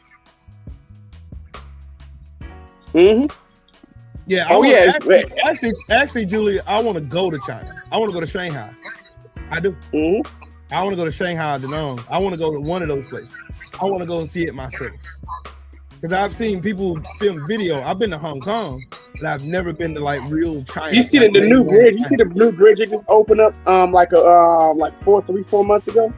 Yeah. That new bridge is going through the mountains. They cut down. It cut down the rate of so people were traveling, right, and it would take like hours. Something like 19 hours or something like that for people to travel, right? And now it only takes about 8 minutes. I want to go. I want to go to China. I do. I want to go. I want to see it. I've seen some beautiful places in this world. I've had the honor and pleasure to get to see a lot of beautiful places in this world. China's one of those places I want to go to. I want to go to China. I want to go to Africa. Where's one more place that I haven't been that I want to go? As a matter of fact, I'll pose this question to all y'all in the chat. Have you been to Guyana? No, I've never been. Have you been to Guyana? Nope. Okay, so I want you to look up some other place called Kiter Falls. It's one place that I want to go. Go check it out. It's a waterfall, bro. It's one of the most beautiful waterfalls in the world. Kiter Falls, Kaiter. It's how it's spelled. And you gotta look at it. It's in the Amazon, bro. But they could take a chopper up there, and you can actually look at the waterfall, bro.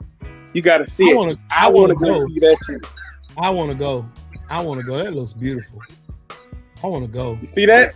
Yeah, I want to go. I want to go. Like place. Like I love nature. One thing I've learned when I lived in Japan, I learned to fall in love with nature. And nature is so beautiful. God is the greatest artist. I swear, he's the greatest artist. I swear, because I want to go somewhere different. You know what I mean? I want to go somewhere different. I want to put my feet in a country I've never been in before, and I've been to a lot of countries. But just the experience of going to Greece or Spain or going to Scotland or Ireland or the UK, you know what I'm saying? Going there, that was shell shocking for me, a little country boy from Georgia, because I thought I would never see a place like that. My first duty station was Japan. I was 19 years old, and then I got to spend a New Year's in Tokyo, Japan, having fun. You know what I'm saying? Not a care in the world. Wasn't a person there looking at me crazy or nothing. We all had fun, laugh, joke. I was making people laugh in Japan. It was beautiful. I want to travel. I encourage everybody here to travel. My priority is West Africa, bro. I just want to see where we descend from, bro. I want to be able to go to Ghana. I want to go to Accra, Ghana. You know what I mean? The coast. I want to go to Kumasi, where the Asante came from. Where the Asante beat. Hold on, the Asante. The Akan from they're part of the Akan tribe. The Asante, the Ashanti, the tribe. They beat the British twice in a war. It was only after the Khan had been through so many battles and been through so many battles that they were kind of weakened and they kind of lost a lot of money, and also because of the technology and also some of the colonized minds of some of I want to Africans go. I as want to well, go. right? I want to go. I want to go to Africa. Yeah, you got to go see Elmina Castle. Elmina Castle was one of the places you have to go. But yeah, you want to go see Kumasi though, because they have museums and shit there, bro, where you'll be able to see how badass our ancestors were. Like I'm saying, you got to read about the history of the Asante, man. It was some bad motherfuckers, bro. They were. I want to go. I want to go. I think I will say this: the most beautiful country I've ever stepped foot in my 47 years of living was Palikasta, Greece. Palikasta, Greece was the most beautiful country I ever stepped foot in. I rented a moped, and when I was on leave, and I rode a moped all the way through like 7 different cities. And it was so relaxing and so cool. And I got to just get to take in all of that beautiful scenery. Look, white sand beaches, the blue water, green trees, mountain ranges, seeing a sheep herder, a goat herder. Just, you know what I'm saying? It's just beautiful. Yeah, you talking about Greece and then right there on the Mediterranean. Yes, I have not been across the Atlantic yet, bro. Man, go. I haven't been across the Atlantic yet, but you got to check out. You got to check out Nicaragua, bro. You do. It's a place. There's so much water there, lakes, rivers. Korea's beautiful. Fucking Thailand's beautiful. Fucking shit. Ireland, Scotland, Finland. All of those places are beautiful, man. Spain. I've been to road to Spain. That's the world, bro. The world is gorgeous. The world is oyster, man. For real. I really want y'all, everybody in here, if you got the opportunity to travel, go get out of this country one time. Go get out of this country. I mean, just once. If it's just one time, just get on a plane, fly, and just go see somewhere you've never seen before. And I promise you'll have a different outlook. That's why my outlook on the world is different from a lot of other people's. My outlook on the world is way different than everybody. Like nobody from where I'm from could tell me about the world at all. Not even my own dad. And my dad be trying to tell me, well, I see those people over there. No, you can't. I live there. You can't tell me about them people over there. You can't. You can't tell me. Get out of the country. Go see something. Go to Korea. Go to Seoul. Go to Phuhang or Busan. Go to the Philippines. I would say this though, Will. Before you go to those places, if you are a descendant of the transatlantic slave trade, it's one of the mistakes. I wish I would have been the first place that I went to go see. West Africa. And I'm not saying East Africa. I'm not saying South Africa. I'm not saying North Africa. I'm literally saying West Africa or Central Africa. Go see the Congo or Cameroon. Go to those places, the places that we descend from. Go visit those places first. And I mean, you can look at the pictures. Those places are beautiful too. It's paradise there. You know what I'm saying? So that we came from paradise, bro. I mean, you want to go somewhere where it's warm, where it's tropical, where they got nice beaches on the Atlantic, right? Where they also have nice lakes, right? They got all kinds of lakes and rivers and waterfalls. And you know, the funny thing is, there's already a lot of African Americans that already live in Africa. There's a lot of folks from the Caribbean that live in Africa. There's a lot of folks from Latin America. I'm talking about Afro-Latinos, African Americans, and Afro-Caribbeans reside there now, and they not want to come back at all. Happy. I'm not telling you to move there. I'm just telling you to go visit. Go take a trip there. Go see where your people came from. I've been to some places where I didn't want to come back. And I ain't even gonna hold you. I didn't want to come back. I really wanted to live in Japan. I didn't want to leave. I fell in love with it.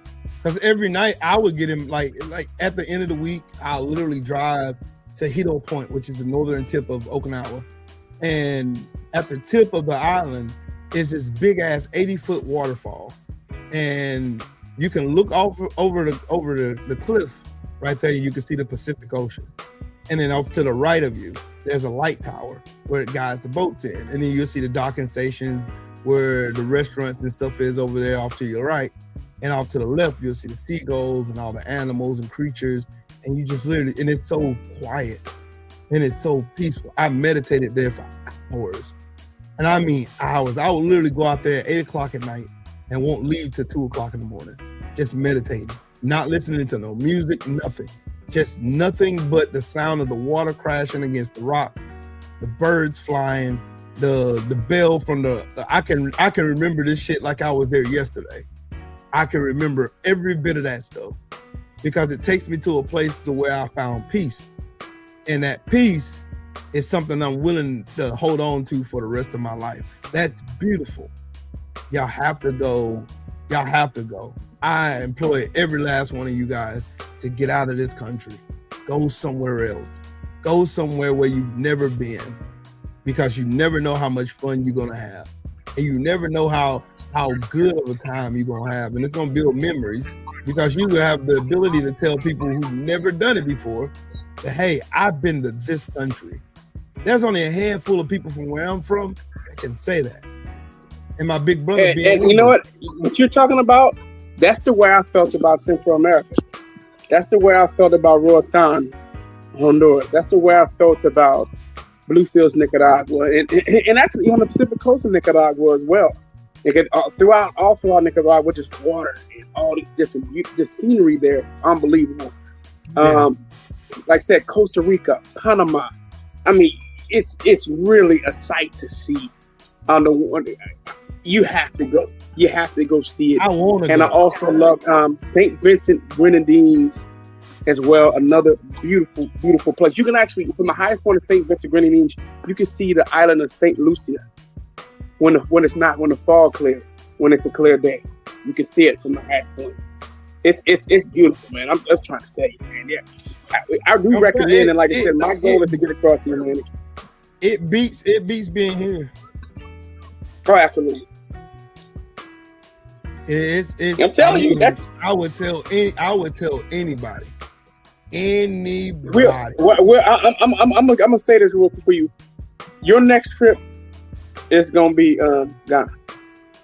That's your next trip. You and your wife. That's your next trip. I put it on your itinerary. Your next trip, you're gonna go to the Gold Coast. You're gonna go see Elmina Castle. And you're also going to go, they got the nice little markets and shit up there in Accra, where they sell everything from yams to mangoes to black eyed peas to tiger nuts. No, tiger nuts are actually nuts, not actual tiger nuts. They're nuts. Like I'm talking about. And like you think about like every piece of produce, they sell different fish, right? What is it called? Fufu, and all kinds of. Here's the funny thing: they have, if you eat meat, they got fish, they got beef, right? They got lobster, they got they got shrimp, all that stuff. And if you're vegan or vegetarian, they have those options there as well. They got all that there available for you. So definitely go try it out. But if you like spice. If you ain't never had West African food, if you like spicy food, West Africa's for you. You're gonna love it. You're gonna love it. It got heat. West African food got heat. They cook. That's what our people. We were used to putting peppers in our stuff anyway. You could usually when your mama is cooking collard greens and she putting peppers in there. Come on now, black folks we used to eat was cooking with heat. Man, we used to know mild stuff. My wife had some friends from Africa. Shaka and his wife Carthy, and they were two of the coolest people I've ever met. And they used to invite us over to their house to have like parties and stuff where they would cook like authentic African food. And it was some of the best food I've eaten. I watched them slaughter a goat. Like I ain't even gonna hold you. I'm talking about they African. Slaughter so you gonna have them fresh meat. Oh yeah. And those people were some of the most friendliest people, some of the most bougiest and friendliest people we've ever met. Like for real. Oh, I gotta make y'all laugh real quick because y'all gotta see this shit. If I had to see it, damn it, y'all gotta see it too. Damn it. So trying to cancel me and say that I'm a racist.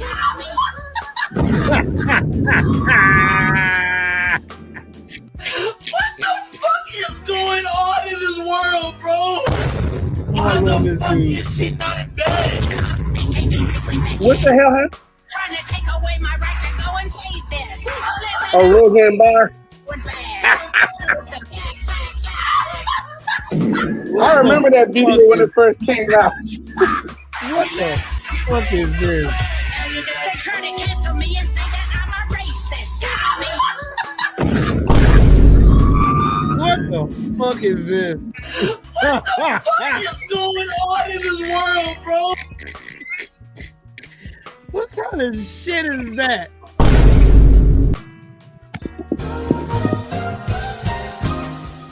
We'll be right back after this bullshit. What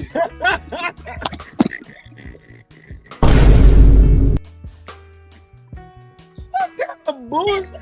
And these motherfuckers think this shit cool. I'm gonna show these niggers now. We can do that hippie hip hop better than they can, buddy. What the fuck is wrong with these motherfuckers, man? What the fuck is wrong? What the fuck is wrong with these people, bro? Like, for real. What the fuck is wrong with these people? They hate black folks, but they love black culture. They love our shit. They love it. God dang. You got Roseanne Barr thinking she a rapper. Man, shut your dumb ass up. Shut up. Shut up. Shut up. Shut that weak ass shit up.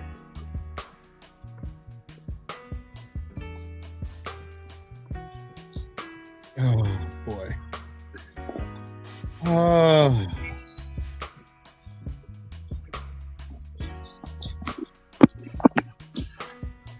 Hey, here's a controversial statement, but I'll stand by it.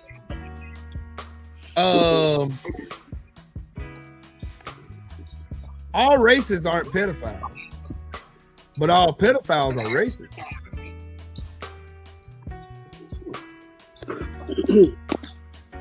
I want you to read something, so I want you to check out this book.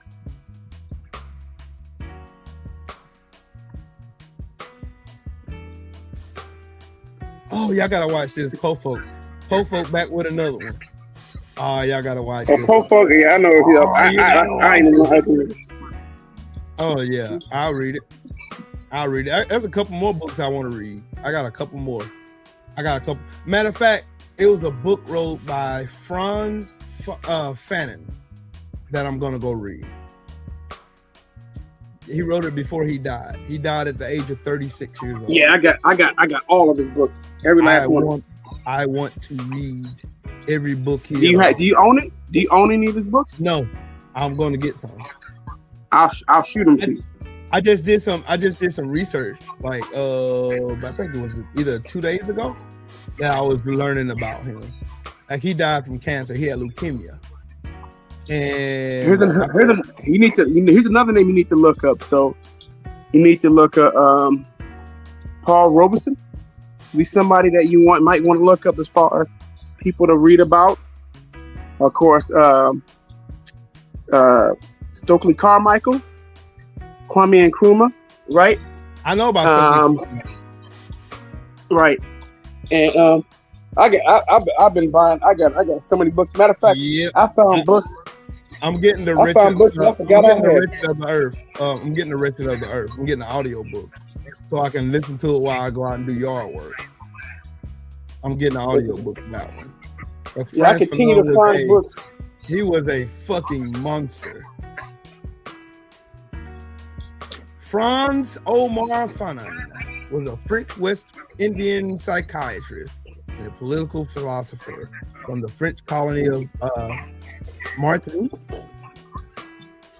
Yep, Martinique was another French colony, and they got a hell of a history too.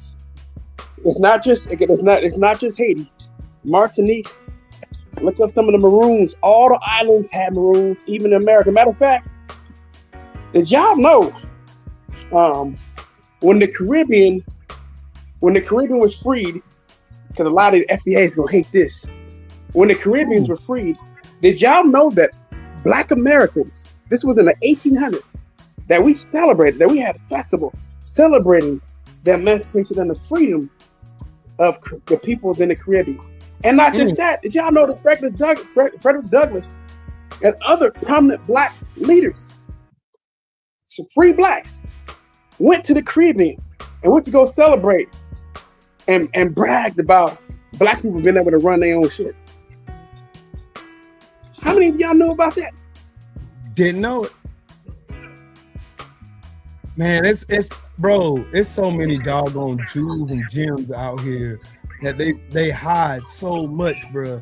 And I didn't even know it. The Wretched of the Earth. I want to read that one. Black Skin, White Mask. I want to read that one. That's about them coons and sambos and buck dances that be out here. Read about slavery and capitalism. Read about slavery and capitalism. Trust me. I got to read about all of it, dog. I got to get all of it. I got to have it. He done wrote all kinds of books. So you've been to Philadelphia, right? You know about so you already know about the Free African Society, right? Yeah. Okay. So you know that I think it was Richard Allen, Absalom Jones is buried in that church, underneath that church as well. All those people like that, from Paul Cuffey to Richard Allen and Absalom Jones, these people fought. Those were the free Blacks that fought to try to free the rest of the Black people in the Americas or in the United States at the time. Yeah. Matter of fact, the United States government wanted to get rid of the free Blacks and send them back to Africa or to Colombia, Cartagena, right? But they said, we ain't going nowhere. They said, you ain't going nowhere. You go free our people.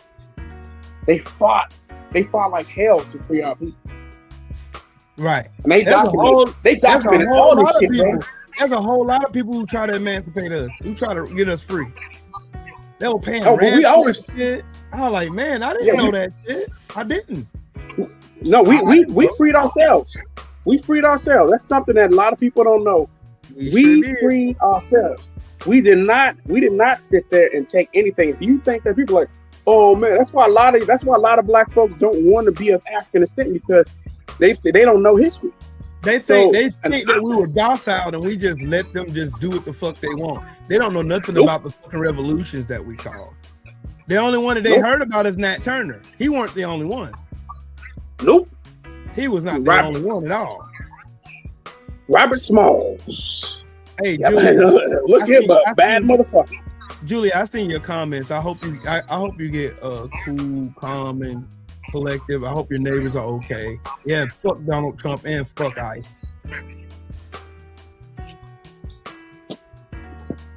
Oh, that's dope, Detroit. That's dope. I gotta read a lot. I got a lot of catching up to do. I got a lot. Man, there's some shit. I'm gonna have to. They got some websites and shit. I got a lot of reading to catch up on, dog. Oh man, I just finished Kamala Harris's book. I just finished her book, and I was supposed to have done a show on it, but I didn't know that woman had went through all the shit she went through, running in 107 days that she ran for president. That woman went through attacks from every side you can imagine, and went getting sabotaged. Yes, by Democrats. The corporate Democrats was sabotaging the shit out of her. They didn't support her. She was doing that shit on her own. All that money she raised, she did that on her own. All the publicity behind her, she did that on her own.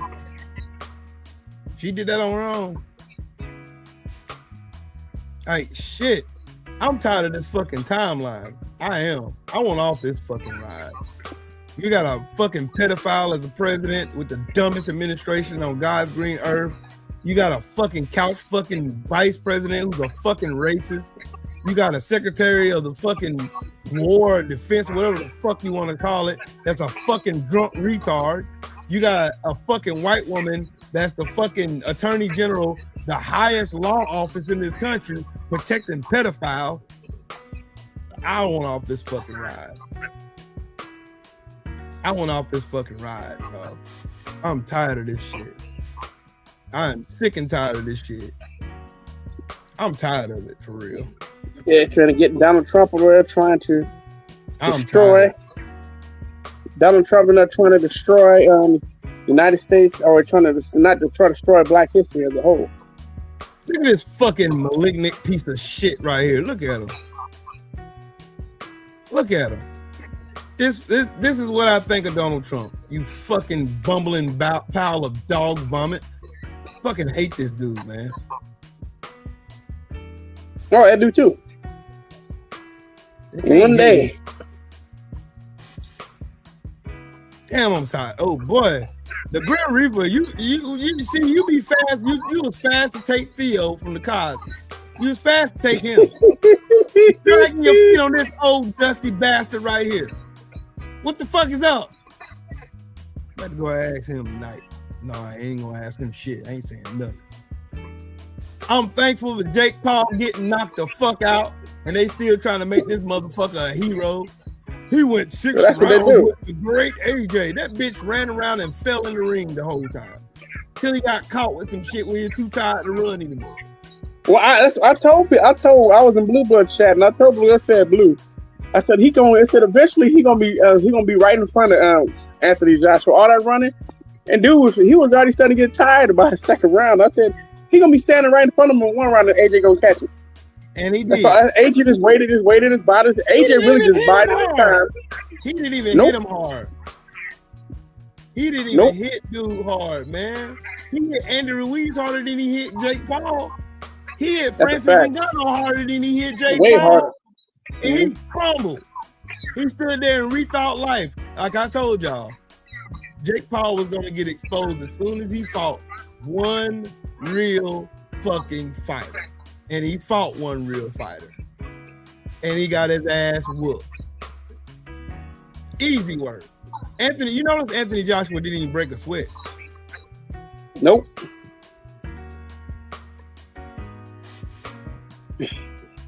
Hey, I'm happy it happened. Somebody said the documents in the Epstein files are more blacked out than Pete Hegseth at a Christmas party. Lord Jesus. That's a fact. And this shit right here. Boy, that's a whole fact, though. It's crazy. Here we go. This is some stuff I got. He said, so I'm reading about, he said, here's the script. He said, minutes of the 4th annual convention for the improvement of the free people of color in the United States held by the adjournments in Ashbury Church, New York, from the 2nd day to the 12th June, inclusive, 1834, published by order of the convention, the 1834 minutes. The delegates to the 4th annual convention for improvement of free people of color in the United States, agreeable to the public notice, met at Cheatham Street Chapel at 10:30 on Monday the 2nd, 1834. Mr. William Hamilton, president of the convention board, took his seat as chairman of the meeting, and Mr. James Field's assistant, Mr. Theodore C. Breshaw, officiated as secretary. Prayer was offered by the Reverend Mr. Raymond and a discourse delivered by Reverend Mr. Cornish, after which the president of the conventional board addressed the delegates. Gentlemen, it is with my most pleasing sensations that I, in behalf of my colored fellow citizens of New York, tender you of the delegation to this convention. I hearty welcome to our city, and in behalf of the conventional board, I repeat the welcome. And gentlemen, with regard to myself, my full heart vibrates the felicitation. You have convened to take into consideration which may be the best means for promotion of the best interest of the people of color of these United States, particularly the free people thereof, and that such convention is highly necessary. I think a few considerations will amply show. First, the present form of society divides the interests of the community into several parts. Of these, there is that of white man, that of the slave, and that of the free colored man. How very lamentable it is that there should be anywhere on earth a community of castes with separate interests. Society must be the most happy where the good of one is the common good of the whole. Civilization is not perfect. nor has reason full sway until the community shall see that a wrong done to one is a wrong done to the whole. The wrong done to one is a wrong done to the whole. He's talking about all these blacks. Talking about if something wrong is done to black people who are enslaved, then even us free black people are not free. Right? Right. That the interest of one is ought, or he said, to be the common interest of the whole. Surely that must be happy state of society where the sympathies of all are to alike. How pleasing! What a compliment to the nation is the expression of Mons Valor, a celebrated traveler in Africa, where speaking of the Hottentots, he says, there none need to offer themselves the subject of the compassion, for all are compassionate. Whatever our early Tudor prejudice may say to the contrary, such people must be happy. Give me residence in such a society, and I shall fancy myself in the community the most refined. But Allah for the people of color in this community, their interest is not identified with that of other men. From them, white men stand aloof. For them, the eye of pity hath scarcity a tear. To them, the hand of kindness is palsy. To them, the dregs of mercy scarcely are given. To them, the finger of scorn is pointed continually, and reproach is continually theirs. They are a taunt, a hissing, a byword. They must cringe and crouch and crawl and succumb to their peers. Long has the demon of prejudice and persecution beset their path, and must they make no effort to throw off the evils by which they are beset? Ought they not meet to spread out their wrongs before one another? Ought they not meet to consult on the best means of relief? Ought they not make one weak effort, nay, one strong, one mighty moral effort to roll off the burden that crushes them? Now, one more. It's longer than that, but I'm just going to read a little bit more. There's one more paragraph. Under present circumstances, it is highly necessary the free people of color should combine and closely attend to their own particular interests. All kinds of jealousy should be swept away from among them, and their whole eye intently fixed on their own peculiar welfare. And can they do better than to meet thus, to take into consideration what are the best means to promote their elevation, and after having decided to pursue those means with unabated zeal until their end is obtained? So this convention is about fighting for the freedom of the enslaved in the United States. They had these conventions regularly. And these are people speaking for themselves. These are the black people who are fighting to free us. We freed ourselves. Right. But they still lie about it.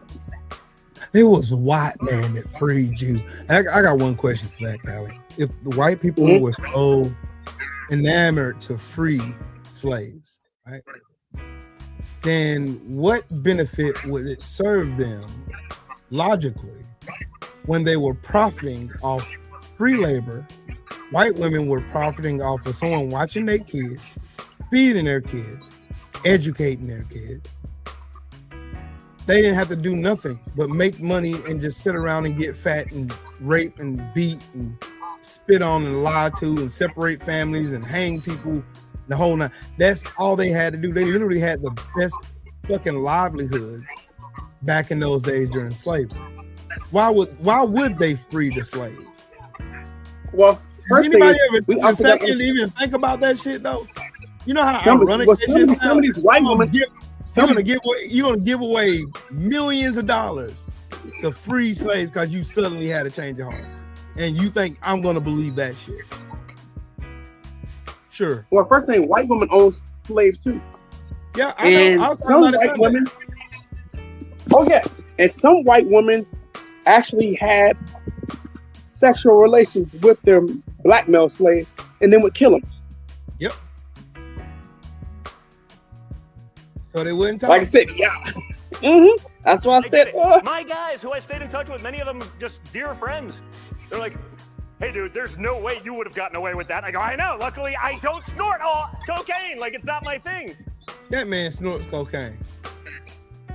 Don Jr. snorts cocaine and smokes rocks. Like that. The crazy fun part about that shit.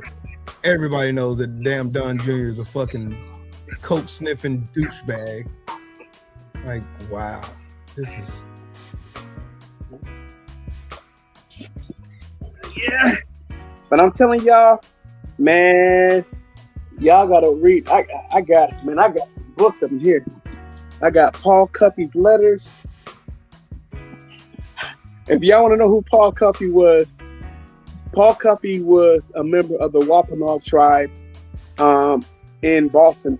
That was his mother was a member of the Wampanoag tribe. So he was half Native American and today would be considered half Ghanaian. His dad was an Akan. That's what Cuffey or Kofi.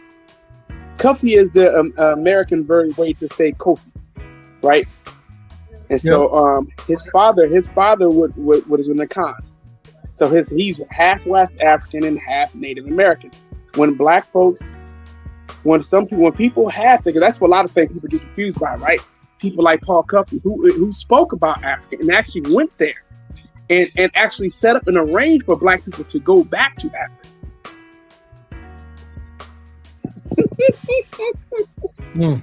Oh yeah, there were black. Oh, some of us went back. Those people that you guys call Americo-Liberians, they're part of the African American diaspora. Oh, there's other people who are also part of the African American diaspora. If you ever heard of a group of people called the Americans in Trinidad, those are also members of the African American diaspora. If you go to Canada, right? Halifax, Nova Scotia.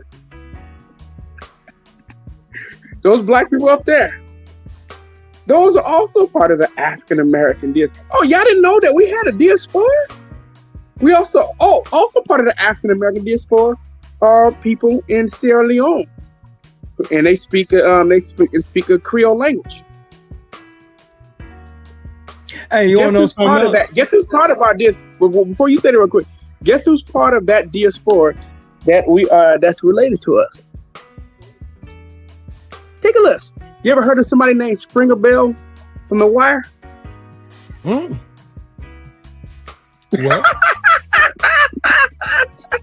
Okay, what's his real actor name again? Idris Elba. Yep. Half Sierra Leone and half Ghanaian. Okay. I just had a mind-blowing revelation about. Hold on, I gotta put a picture back up about this dumb bitch right here. You want to know why Nicki Minaj went to Turning Point USA? Not because she had. Yeah, I know why. Deep down, she getting ready to lose her mansion. No, she went there because she done burned every bridge she could with female hip hop. Nobody likes Nicki Minaj anymore, and it's her own doing. That's why she went to Whining Point USA to go whine with the white folks over there. But I heard something else deeper too. On top of that too, not only she burned her bridges, but the rumor is she's getting ready to lose her $20 million mansion, and she needed the money. And she got paid. She got paid $1.5 million to show up there. I hope it's more than that. 1.5 million probably buy a little time. She gonna have to get back to selling music. Maybe she can start doing more MAGA joints, and maybe MAGA will buy it. Nobody's gonna buy her shit no more. After this shit, her shit is done. Donezo. No, that's why I said she could buck dance for MAGA. That's my point. She might try to sell to her MAGA, but buck dance for them. But the she might just. I mean, you might go all in now. MAGA is broke. Well, no, but maybe she gets fucking broke. Maybe she can get some of the tech nerds to pay for it. Or maybe she can sell her, you know what, to the tech nerds. They might pay. Maybe she can let cheat on her dude with Elon Musk. Let Elon Musk impregnate her. Yeah. That'll get us some coin. He's gonna be yet another deadbeat child that he ain't gonna take care of. Oh, you know you're not gonna be in the child's life, dude. That's not what he does. He don't get down that way. He don't do that there. Nah, he's that bad. He said once you have him, your kid's on your own. That's your kid. No, that's your kid. You had it, so it's yours. I only helped you. I only delivered the seed. That's my job. Once I just ejaculate and I'm out. That's Elon Musk for you. Yeah, but I'm about to get off here. I gotta lay down. For sure. Oh, I just want to say, but the last thing real quick. Salute to everybody. Thanks for letting me come on. This is my birthday today. 48 today. Man, why didn't you fucking say something? Shit. Oh man, I just wanted to come up here and just celebrate real quick, man. And it's a good thing, get the opportunity to talk about some stuff. So man, I'll tell you what. Since it's your goddamn birthday, you tell me what you want to talk about. Yeah, it's your day. Cause Mansa Musa's birthday on Wednesday. The same day as my my daddy's birthday. We keep on talking about history and shit, man. I mean, I like I said, I enjoy talking about it. Man, I love especially talking about history of us or being able to read primary sources about some of the things that we were doing. You know what I'm saying? We've done some, and I also love to talk about some of the things that we did over there, right? Yeah. So I wish y'all can really see how badass the Asante were, bro. Because a lot of y'all really don't know how badass the Asante were. The Asante was putting in work, man. Yeah. You see if I can find it.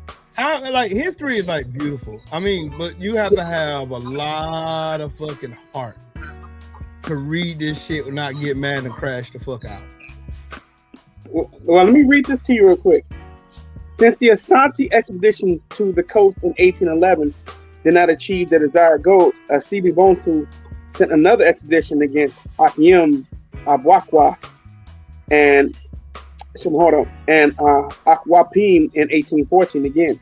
He divided his men into two groups with a smaller contingent placed under the Apia Dankwa and a larger contingent under the common Amwakwa Abinawa. Apia Dankwa's force was charged with blocking the Akim line of retreat. The main army under Amakwa Abinawa attacked the Akim and Akwapim forces and defeated them. Even so, most of the Akim and Akwapim fighters survived and retreated. After the battle, Abunoa marched his men to Accra, stayed there for a year. He planned to stay in Accra until the Akims came to surrender and submit to his authority. But instead, the stay created tensions between the people of Accra. Abinowa soldiers. The soldiers began looting and stealing from the local as they pleased, eventually breaking an alliance between the people of Accra and the Asantes. After waiting for a year, Abinowa realized the Akims would not submit, so he and his forces moved back into Akwapim to force their surrender. It was during this time the Apia Dankwa passed away. The Asante Henny asked Abinowa to combine his troops with the soldiers of the deceased. Apia Dankwa and Abinowa followed his orders to Akwapim and Asikuma, where the two groups were united. The united forces moved towards the Anomabu and the Cape Coast in search of Kawa Safora Twiye, the chief of Akwapim. They were also looking for Kwadwo Kuma. The new leaders of the Akim Abakwa Kuma succeeded Ata Wuso Yakosa, who died of smallpox in October 1815. Kwanyako, sorry about that. Yakosa's death was shocking and disturbed many people. He passed on Wednesday. This tragedy created the oath of Akim and Abuakwa called Wakawada Ne Kwanyako, which means Wednesday in Kwanyako. Abinowa continued to search with the soldiers and went to the British and the Dutch fortress to ask if they knew the whereabouts of the chiefs. The Asante commander accepted the words of the British and the Dutch generals at the Cape Coast and Amina, and they were told the two chiefs were not in the area. Nevertheless, the Asantes remained in the Cape Coast region from the March to June 1816, and after waiting a few months, they started moving back toward Accra. Fortunately, Abinowa's men found Kwadwo Kuma. However, Kwadwo Kuma feared torture and death, so he committed suicide before he could be tortured. Kwadwo Safora Twiye was also found and shot dead in a scuffle with his captors. Having evidence of the deaths of his two enemies, Abinowa returned to Kumasi and triumph. The British Dutch did not take sides in this war either. The war showed the true might of the Asante Empire, but thus the Asante lands extended to sea, incorporating the Aquapine and Fanti lands. These new territories are placed under the rule of the Asante governors. So this is for the British decided to try to jump their ass in there to try to get some smoke. But once they started to go up in there, yeah, the British they knew they couldn't just go up in there, right? So the British at that time they weren't ready to try to go at the Asante yet, but when they did, they got fucked up. Bad, they got fucked up real bad, right? The second war between the Asante Nation and the Guyam state. So this is I can go into that. Let me see if I can find British side. The British side changed their policy of non-interference in the region instead of pursuing the policy of strengthening their presence and building alliances. The British needed political power over the coastal states, but the Asantes dominated those lands, so the British were developing their plan to crush the Asante kingdom and take control. An Asante trader, Anomabo, started a quarrel with the sergeant of Royal African Colonial Corps stationed at Anomabo. In exchange of the words, the trader insulted the British governor and the sergeant insulted Asante Henry. The action was reported to the Asante Henry and the man was sent to kidnap the sergeant in the night. Now you're going to make me read this book. Hold on. The sergeant, listen to this. The sergeant was taken to Dunkwa and beheaded. The capture and execution of the sergeant reported to the British governor, Sir Charles McCarthy, who was the governor of Sierra Leone and the Gold Coast. He quickly rushed from Sierra Leone to the Gold Coast and sent soldiers to go punish the Asante mercenary who beheaded the sergeant at Dunkwa. The British troops could not find them, so they returned to Cape Coast. The governor brought the militia from Macquarie, numbering 1,600 men to join the soldiers at Cape Coast. He had 500 trained soldiers in addition to 1,600 reinforcements from Sierra Leone. The soldiers were supported by Allied forces, men from the Fanti, Dinkira, Wasaga, and the other coastal states. See, these are some of the niggas that was that they were getting their ass kicked by the Asante, so they decided to lean on the British for help. Didn't really work out. Your help, colonizers. We need your help. Fucking goofball. The governor joined the troops and led the army to fight the Asantes. Unfortunately, the troops under his command met the main Asante army, and there was a wild fighting. The governor ran out on ammunition during the battle and was eventually shot and wounded. He saw the battle tilting towards the Asante and would most likely be tortured to death if captured. So Sir Charles McCarthy committed suicide. Bitch. The white boy killed himself. Man. And the 8 British officers protecting him were executed after the war. One of the 250 soldiers traveling with the governor, 178 were killed, while the remaining escaped joining the larger British army. The governor's head was sent to Kumasi as a trophy, and the Asante army defeated to combine coastal forces.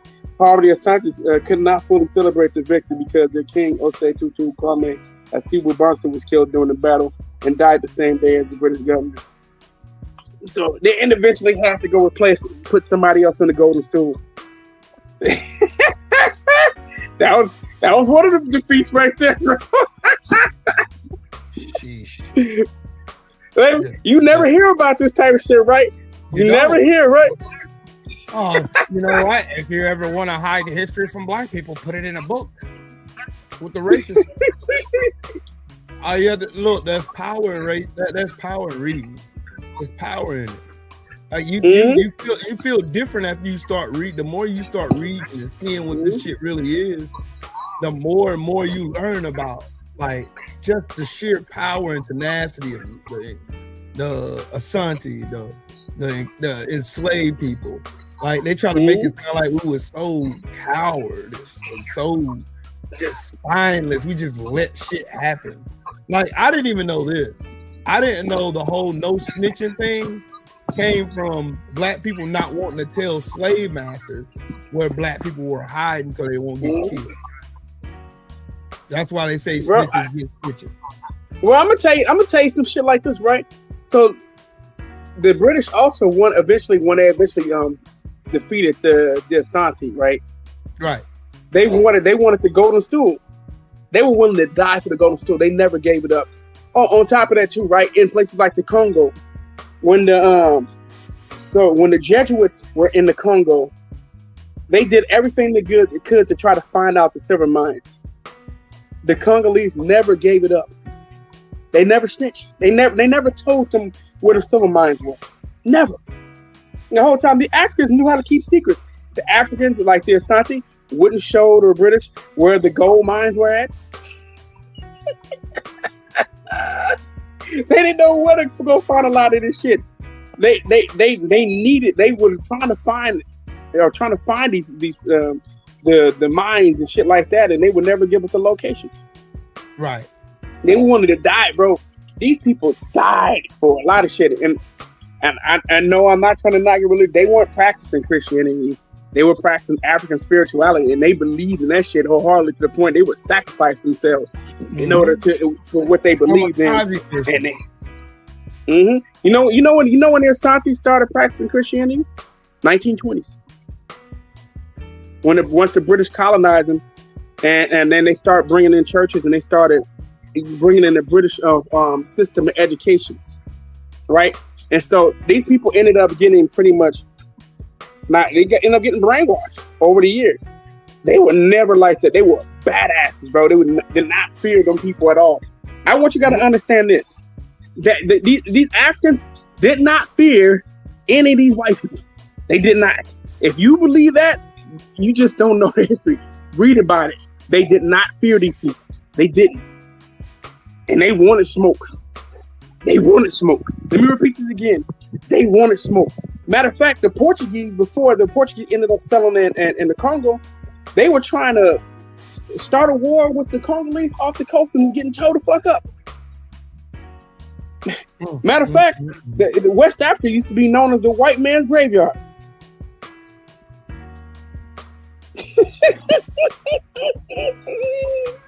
Did you ever hear that before? Man, listen. Destroyer of weapons. Hey, shout out to Not only Niners for beating the damn Colts. That shit was wild. Yeah, well, Phillip Rivers is 1,000,000 years old. I'm not surprised that the 49ers are going to beat the Colts. Right. I think the 49ers, I wouldn't be surprised if the 49ers end up winning the division. I don't think they're going to win the Super Bowl, but I don't know who's going to win the Super Bowl, to be honest with you. I think the 49ers defense still missing. Zane, I'm about to join you, big dog. Paul, I'm about to go sleep my damn self. I'm tired. For sure. I've been ripping and running. I went and hung out with Mansa Musa for his birthday today. And so, yeah. Oh, you see the Zane, he said Zane, I'll be to tell you, bro. That's another thing. He said, shout out to Haiti as well, right? We have to get up on some more of that too. Those are our people. I want people hate this, right? I'm gonna tell you, I got such an affinity for the diaspora, man, and what we all been through. Those are our people. I want y'all to understand this concept of us being different or having no affinity for folks from the Caribbean and Latin America. I'm talking about Afro Latinos and Afro Caribbeans. This is new, like really, really modern shit. We never felt that way, bro. Because we understood that we were all survivors and we all fought and we were all inspired by each other's uprisings. That's just, I'm trying to say, we heard about that shit here in America when there was an uprising in Antigua, when there was an uprising in Guyana, when there was an uprising in Suriname, when there was an uprising in Curacao, when there was an uprising in Martinique, when there was an uprising in Haiti, when there was an uprising in Jamaica, when there was an uprising in St. Lucia, when there was an uprising, yeah, bro, we knew about this shit, bro. And they heard about it when there was an uprising in New York, when there was an uprising in South Carolina, when there was an uprising in Florida. Like, they heard about all this shit, bro. They knew. When there was an uprising in Rhode Island, they heard about it on the islands. And down in Latin America, they knew about this shit. We knew what was going on. Word of mouth got through because the white boys would be talking, right, scared to death that we was gonna get them. Y'all better try to learn about the history, bro. So you gotta stop listening to these dumb niggas. They don't know. The more you read, man, you be like, whoa, this is not what people said it was. It's way more nuanced than that. And on top of that, it's too deep. It's a lot of layers to it, and they America. Well, I think what it is a lot of layers. The racist hillbillies that try to hide history are so slow and stupid. They don't want you to educate yourself. They don't want you to learn about it. The more you learn about it, the more educated you become, and the more educated you become, the less fearful you are of them. And they don't want you They don't want you to be. Look, the thing they want black people to be docile and like pretty much doormats. You know what I mean? So they can just traipse all over black people. You can disrespect them, call them out their names, say all kind of racist shit. But then as soon as black people defend themselves, now we're the violent people. We're the angry black person. Right? So that's what they do. That's the whole system. That's how they set this shit up. But anyways, absolutely. And I'm gonna say this one thing. I'm getting ready to go. I'm gonna say this one last thing, and I'm gonna go.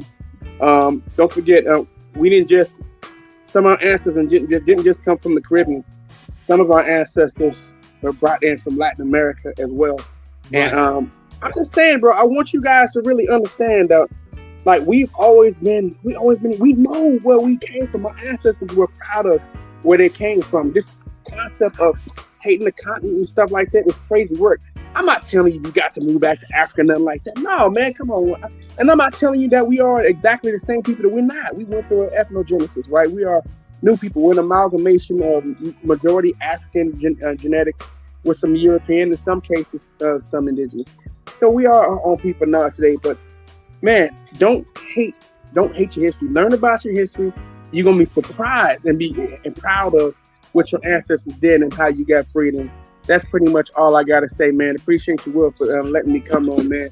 Once again, happy birthday to you, bro. Appreciate it. Happy solar return to you, bro. And shout out to the mighty LDBC. Shout out to my brother Callie. Shout out to my brother Mansa Musa. And shout out to my dad. All y'all got birthdays in December. So shout out to y'all, man. I'm gonna take it in for the night because I'm tired. But y'all have a good night. Salute to everybody who's hit the like button, everybody who subscribed to the channel and super chatted the channel. Thank you so much. And shout out to y'all. I'll be back tomorrow. We can talk tomorrow. We can cook and rap, do whatever we gotta do tomorrow. It'll be earlier tomorrow. It won't be this late. So y'all have a good one. I'll see y'all in the next one. All right. Peace.